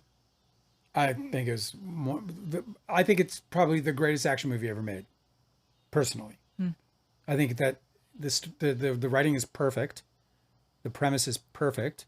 It took what we know and it mixed it with what we don't know or haven't yet imagined in ways that nobody has. It like upped the level of all these great dystopian stories like Fahrenheit and 1984. Speaking of action movies, I wanted to tell you about this. I saw this trailer today. It looked so fucking dope. Let me just look this up because I want to make sure I get this actor's name right. He hasn't been in anything for a long time because apparently he spoke about being stuck in a contract with Marvel films or something. Yeah, and how it was really unfair. Mahershala Ali. Am I saying that right? What's his name? Know. I never knew the guy. He's an Oscar winner. Oh, Concerned Citizen. What's up? Mahershala Ali. We saw him in Midnight. I can't remember what it's called. Concerned Citizen says, Angela, blasphemy. Yeah, I know I'm in the minority, guys. Anyway, I wanted to tell you about this. I want you to watch this trailer because it's so fucking great. The movie is coming out this fall. It's called Your Mother, Your Mother, Your Mother. Think of like John Wick. Yes. Okay? Yeah. Amazing action movie. Yeah. John Wick. I mean, John Wick doesn't hold a candlestick. Okay, but listen. To Matrix. I'm not talking about the Matrix Same anymore. actor. I'm not talking about the Matrix Same anymore. actor. Listen to me. Yeah. Your Mother, Your Mother, Your Mother. It's like if John Wick was like a black American Muslim. Yeah. Who so complicated. Who was trying to save his family and his small children. Yeah. The premise is that he's trying to feed his infant daughter, right? Or his infant child, I can't remember. Sardines? No, she's allergic to formula. Oh. So he has to find breast milk, but the mother has died. Oh. So the whole thing is he's trying to avenge this death and feed his family, but he has to go John Wick on everybody. He's also a black American Muslim, so that's like a whole cultural touchstone in the movie that's so fucking fascinating. And he does it all with a sword. He doesn't use a gun. It looks so awesome, you guys. You have to watch this trailer. It's incredible. It doesn't sound awesome. Well, yeah, but it's also like the lead is this like Oscar winner. So, who is it? I fuck up his name every time. Mahershala Ali. Am I saying it wrong? Oh yeah, okay. I don't know if that H is supposed to be silent. Well. And the OG is back. What's up? So good to see everybody. We missed you. We were thinking about you. The cast includes Giancarlo Esposito, John Cho, and Trammell Tillman. Good night, you guys. Good night, happiness. Good night, happiness. Anyway, whatever. I think it sounds like a good movie. You should watch the trailers, all I'm saying. I'm sorry I didn't like The Matrix, okay? All right, let me get this last story in before we got to go, all right? You're going to keep beating me up about it? Yes, I am. I think every time we will. have an argument, you're going to bring up how I don't like The Matrix. I agree with Concerned Citizen. It's absolute fucking blasphemy. I can't even believe it. I'm literally left I'm gonna eat my popcorn with you this evening, a little grumpily. Like I'm not gonna lie. You're gonna be like, wow, you're chomping kind of hard. You're eating your popcorn so angry. I told you that like fucking Lars von Trier when we were working with them in Denmark in early 2000s, like 1999. So cool. 2000. Mm-hmm. That was like his favorite movie. They had a theater in that's Central so crazy Studios. to me because I couldn't believe it. He is so much better than that. Oh my God. I couldn't believe it because I was like, you make these movies and that's the movie you love. I know. Which I too loved that movie, and I too I get it. I'm in the minority, guys. Like most of the time. I also didn't like the Mad Max remake. You don't like the what? What was the Mad Max remake? Oh yeah, Fury Road. I didn't like it either. Or isn't Fury Road was that the that the first Mad Max? The Mad Max remake. I didn't see them. It called Mad Max? 2015, Mad Max Fury Road Fury is what Road. it's called. Yeah, right. But that's not a I remake. hated it. Everybody loved it, and I was so excited to see it because I love Tom Hardy, and I love fucking Mad Max was like so dope. And I saw this movie and I was like, is this the same movie that everybody loves so much? Honestly, Mad Max. It was the most incoherent, so I couldn't figure out what the fuck was supposed to be going on. Oh my God. I just feel insane sometimes. I'll watch movies that everybody loves and I'm like, this is same thing with a History of Violence, you know, like that came out. The screenwriter was. I couldn't finish it. I know. I was like, this is garbage. And didn't it win the Oscar Yes. for screenplay? Everybody thought it was amazing, like super iconic movie. Oh, it's probably amazing later because it was like, you know, when we talked about Obsession and how like honestly the first 20 minutes of that movie I might have bowed out if it wasn't the cultural phenomenon. Yeah. Anyway, I'm used to being in the minority. Archival Raccoon loved Mad Max, called it pure chaos, and that's what it was. I mean, for the people who want to get into the chaotic. I was just trying to figure out what the fuck was going on for like a single second. Yeah. Did you ever attend one of those acting classes where they make you do this like repetition, really elementary shit where like you just have to say the same line different times and they're like, oh, you're learning, right? Well, it's not like that. That's actually the Meisner method. It's called repetition. Oh no, but that's different. That's different than what I'm. Oh, okay. I'm just talking about like where they have you enunciate different words as if that's like a lesson. Like if that's not totally obvious. Deanne says that she's looking forward to Tony, which is the story about Anthony Bourdain. So I was going through like the height of, I don't know if I was at the height of I guess it was kind of toward the end of my ideation period of depression when Anthony Bourdain lost his life. And Angela knows that I kind of halfway worshiped that guy. Like he was somebody who, I felt like artistically connected to, like his work connected to me on a deep level. And obviously I wasn't the only one. Yeah. It's easy to. It's very easy. I loved him dearly. And so, his passing, I read his passing. It was like a crazy morning because I read it in the morning here. He died in France overnight. And, Angela was sleeping and I just wept. I sat next to you and I wept while you slept. It was like tears rolling down my fucking face. That's very sad. Yeah. And I haven't been able to watch anything. You remember? Yeah, there's a few of the celebrity deaths where like I can't engage with the work about them. It's like too painful. I feel the same way about like Marilyn Monroe, I know. No, like Shannon Hoon there's a documentary about Shannon Hoon. Yeah. And I'm like, I don't know if I could. I'm still so sad that like it might just kick me into a depression. But that was like a million years ago that he died. A long time ago. But his music has never, ever felt less important to me. I know. I also feel the same way about Chris Cornell because I really believe that his medication was the reason why he ended up succumbing to his illness. Yeah, I have a hard time listening to Chris since. Very hard but time. I feel like he was I can listen to Shannon. It took a long time before I would. And it was weird because like when I would listen to him earlier, when I was listening to Blind Melon earlier in his death, I struggled emotionally with it. But it was weird because like the struggle wasn't about Shannon Hoon being gone. It was about the feeling of the loss of him. It was a weird thing. Like we were talking about it earlier today. Well, we were talking about this earlier today, and I felt a sort of element of guilt here, or a level of guilt over this because, so like, when Kurt Cobain killed himself, I already had Kurt tickets. Cobain didn't kill himself. I don't want to get into the argument. When Kurt Cobain left this earth, right? I had tickets to Lollapalooza. Oh, wow. I was going to see Kurt Cobain. As a matter of fact, he played Vancouver prior to that. It was one of the shows that everyone was like, "Oh boy, is he going to be? He's all not right?" okay." Yeah. And he played, and I chose not to go to that show because I already had the Lollapalooza ticket. So I was like, "Well, I'm just going to do Lollapalooza. I'm not going to go see Kurt Cobain twice in like a month and a half or 2 months or whatever it was." Because they did their own private show, and then he was headlining Lollapalooza, which was the third Lollapalooza. I went to the second one. I missed the Jane's Addiction one. That's very cool that you went to those. Yeah, they were cool. And this is where I feel guilty. He died, and I was like, "Fuck." No, that's of course how you're going to feel when you have tickets to the show. I was just 100% like first thought was, I got tickets to the show, bro. It wasn't like, oh, his poor kids.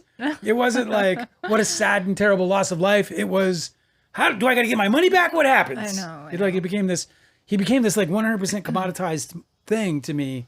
and But all so humanity was lost. For what a did they minute. do? Did Smashing Pumpkins get added to the bill instead? Yeah, they got promoted. It's pretty good. I didn't go. It's a pretty good deal. I didn't go. You should have. I should have. I do regret not going to Smashing Pumpkins. But you know, I think they were only like 2 albums deep at that point. Oh my God, that was their best time. Yeah, though. it was like the Siamese times. I could listen to those records right now. They're so Yeah, good. Jeremy Sisto, bro, could not turn them off. I kind of made a fool out of myself once because I was at a party in Hollywood, and Blake Soper, who's now known as Blake Sennett, and he is the co-founder of Rilo Kiley, the 90s independent band with Jenny Lewis, and which, you know, they were big enough that... Independent band? Yeah, indie music. Yeah, they were indie band. That's a genre?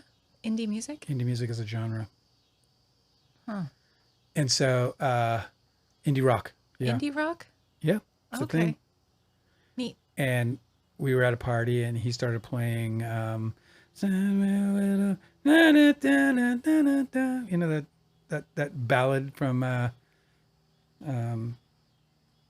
What? Smashing Pumpkins. I don't want to start singing. Which one? Oh, you probably get flagged anyway for copyright, right? Right. Anyway, it's the one where he's shouting. Oh, the one. So what's the story? So I started singing it, like, you know, dude started playing it, and I started singing it. And I just belted it out with like the whole like veins out to here, like screaming. Impossible to sing to Smashing Pumpkins and sound any It was good, like one of by the those way. moments where when it was all over, like, so when it was all over and I sang the whole song and I thought I fucking killed it, you know? Yeah, but except to anybody that tries to sing along to that music sounds really bad. And then Blake kind of looked at, he kind of like chuckled at the end. Oh, It was like, but it wasn't like a laughed at me. He was like, and I was like, because it was like a star-filled party. You thought you were performing. It was like I was just giving her shit, you're dude. on center stage in the spotlight, Making the best impression. and everybody's like, "This is like the worst karaoke ever." Right, like some bad karaoke, I guess. All I can tell you is that after Blake did the little chuckle, I felt eternally embarrassed. Just snuffed the ember inside you. I was toast. I had nothing left. I was Horrible. It's devastated. such a formative experience too, because I never sang at a party again. Delicate says she's always thinking about whether or not we're really in the Matrix. Me fucking too. More now than ever. Like I did probably for like a few months after seeing that movie for the first time, you know? But then it wasn't until, like very recently that I started to wonder with AI and the way everything's working out and how they're talking about like, we're not going to need to work eventually. And I'm like, well, if we don't need to work, then what are we? Well, then we're like these things that make coins and then the coins go to them. So is that going to just end up, is it going to be the Matrix or is it going to be Wall-E? I think the problem Isn't that the one Wall-E where I think we're the all problem we're fat and being fed by machines the and stuff? problem we're living in is that all of the worst people became tech CEOs, and they all were like galaxy brained on Matrix from when, like, it was like a formative experience in their fucking young childhood where they watched the Matrix and it changed their entire worldview. It like completely zonked their brains, and now they're in leadership and they run everything. Now they're like trying to make it a reality, and I hate this. It is so much. Robert Raccoon asked if we think mice are telepathic too.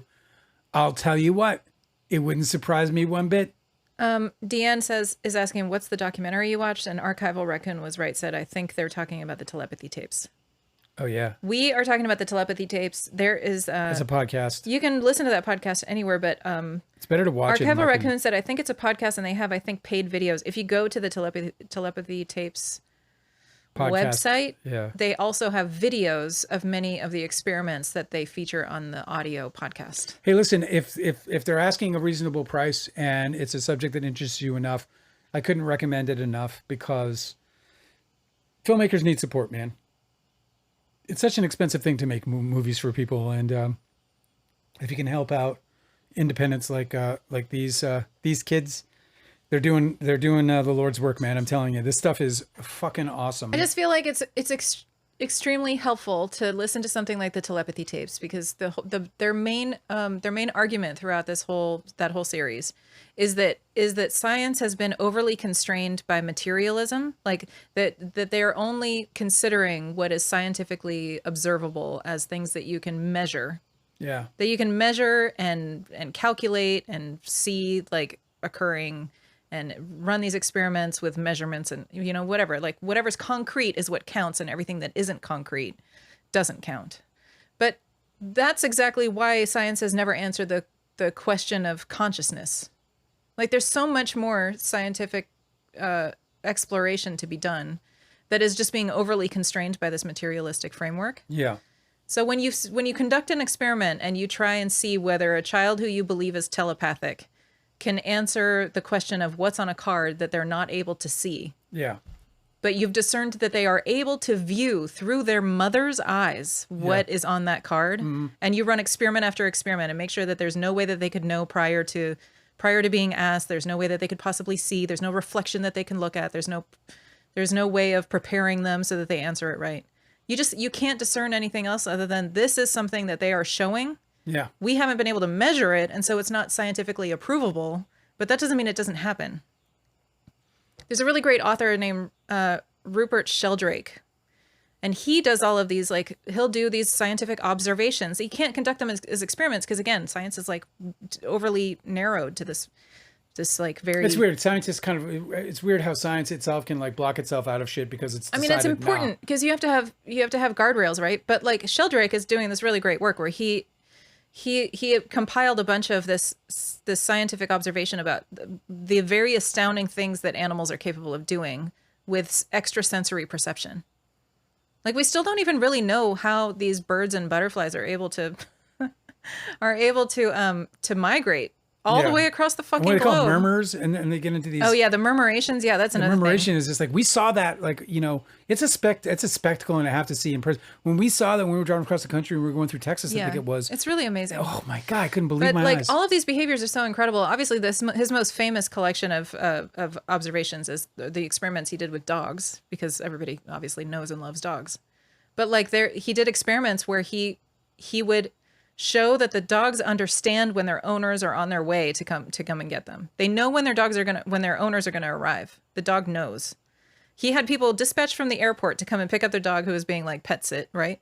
But then if the person went to another location first, the dog was cool. It was only when their owner, unbeknownst to the dog, right? Because how could you tell a dog anything? Right. It was only when their owner was actually intending to go on the way to pick up the dog that the dog would get excited and wait for and be eager to see their owner again. Dogs know, like dogs are telepathic. It's just like, that's only one of the incredible things that animals are capable of doing.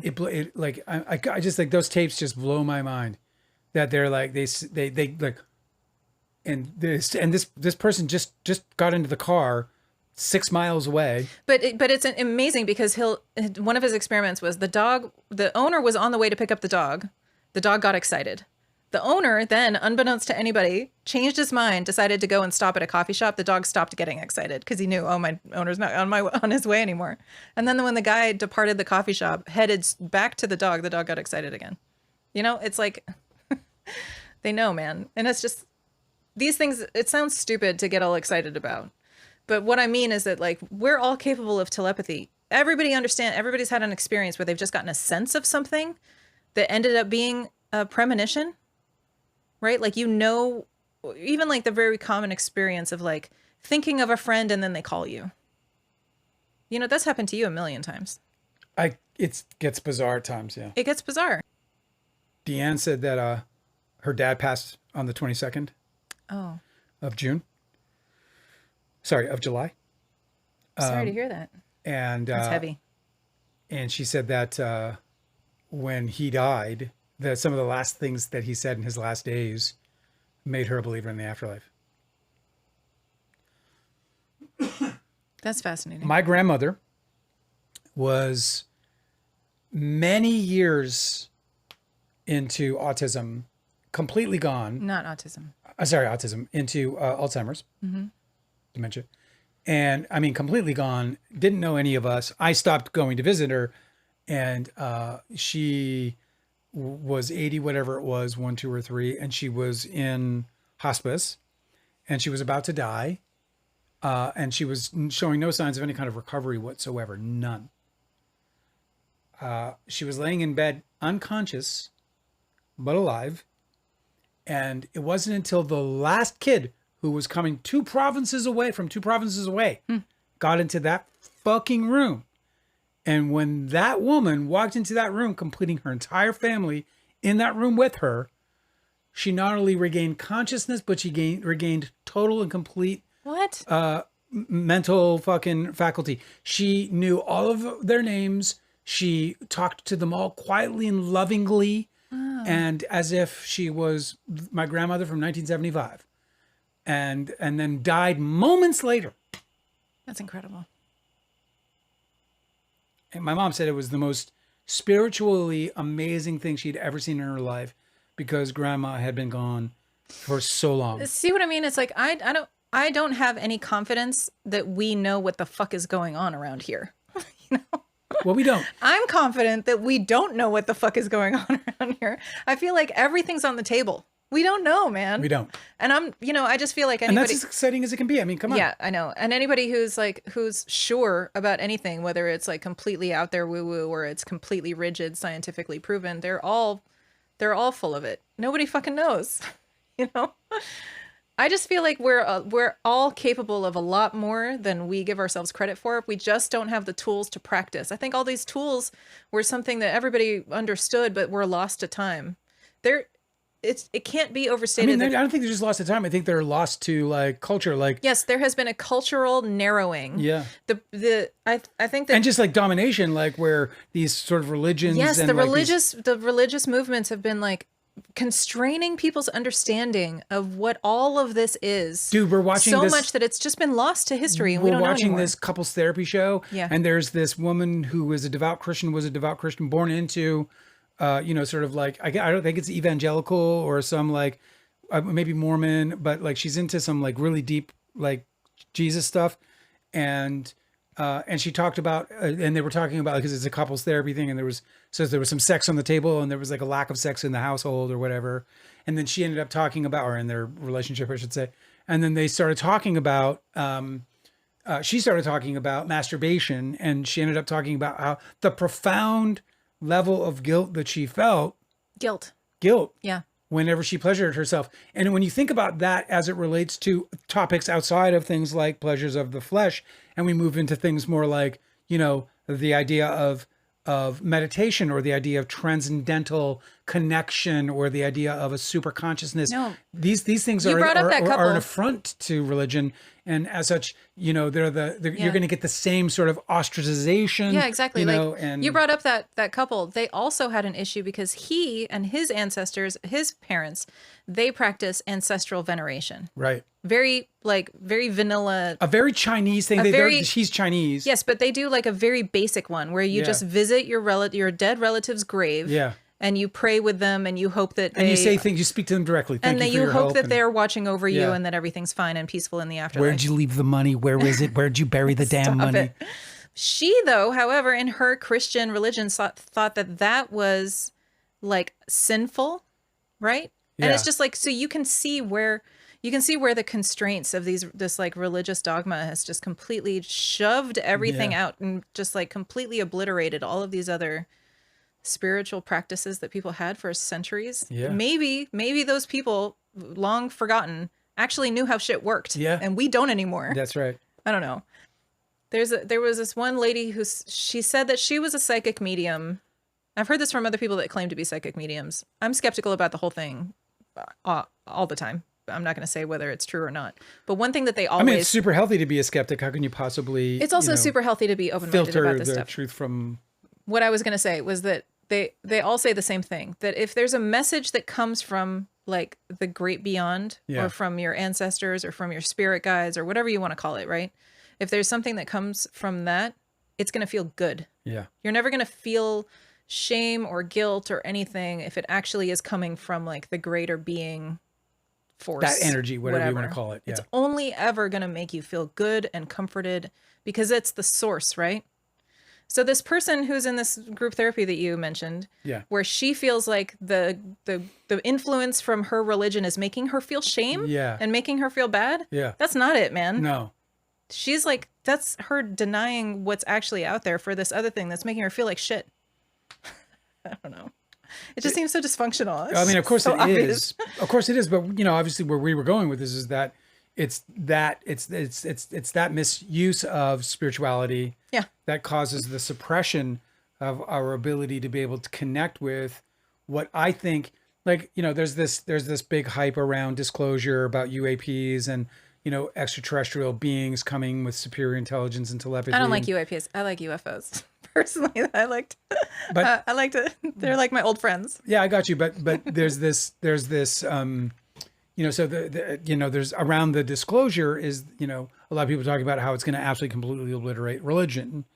And it's going to and I think that one of the things that we might learn, one of the things that's certainly on the table is that these, if they exist, these interdimensional beings have this, sort of infinite connection with what has been referred to spiritually here on earth through the metaphysical sort of community as the Akashic Record, or, the all living being library, where by the second, I've heard of everything this concept, yeah. in human history They're is saying being like there's recorded. like a great record that exists of all time before, present, and future. Everything. And it's all just available to access if It's you a can. record that it's what I'm skeptical about this too, but I find it really interesting. If you've ever heard of Edgar Casey, known as the Sleeping Prophet, Right. back in the 40s and 30s and 40s, he was a Christian door-to-door salesman. He lost his voice to laryngitis, couldn't figure it out, went to see a doctor. A doctor said, "Have you tried hypnotism?"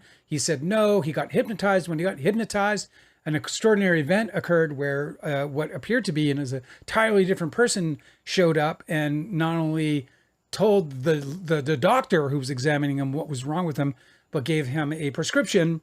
The doctor conveyed the prescription, which came from Edgar Casey himself. Edgar Casey, unaware of what happened after coming out of the hypnosis. They did the treatment prescribed, and Edgar Casey's laryngitis was resolved. Subsequent to that, he found out that he could just lay down, go to sleep, and he could ultimately, unaware of what was going on consciously, so he had somebody outside guiding him, right?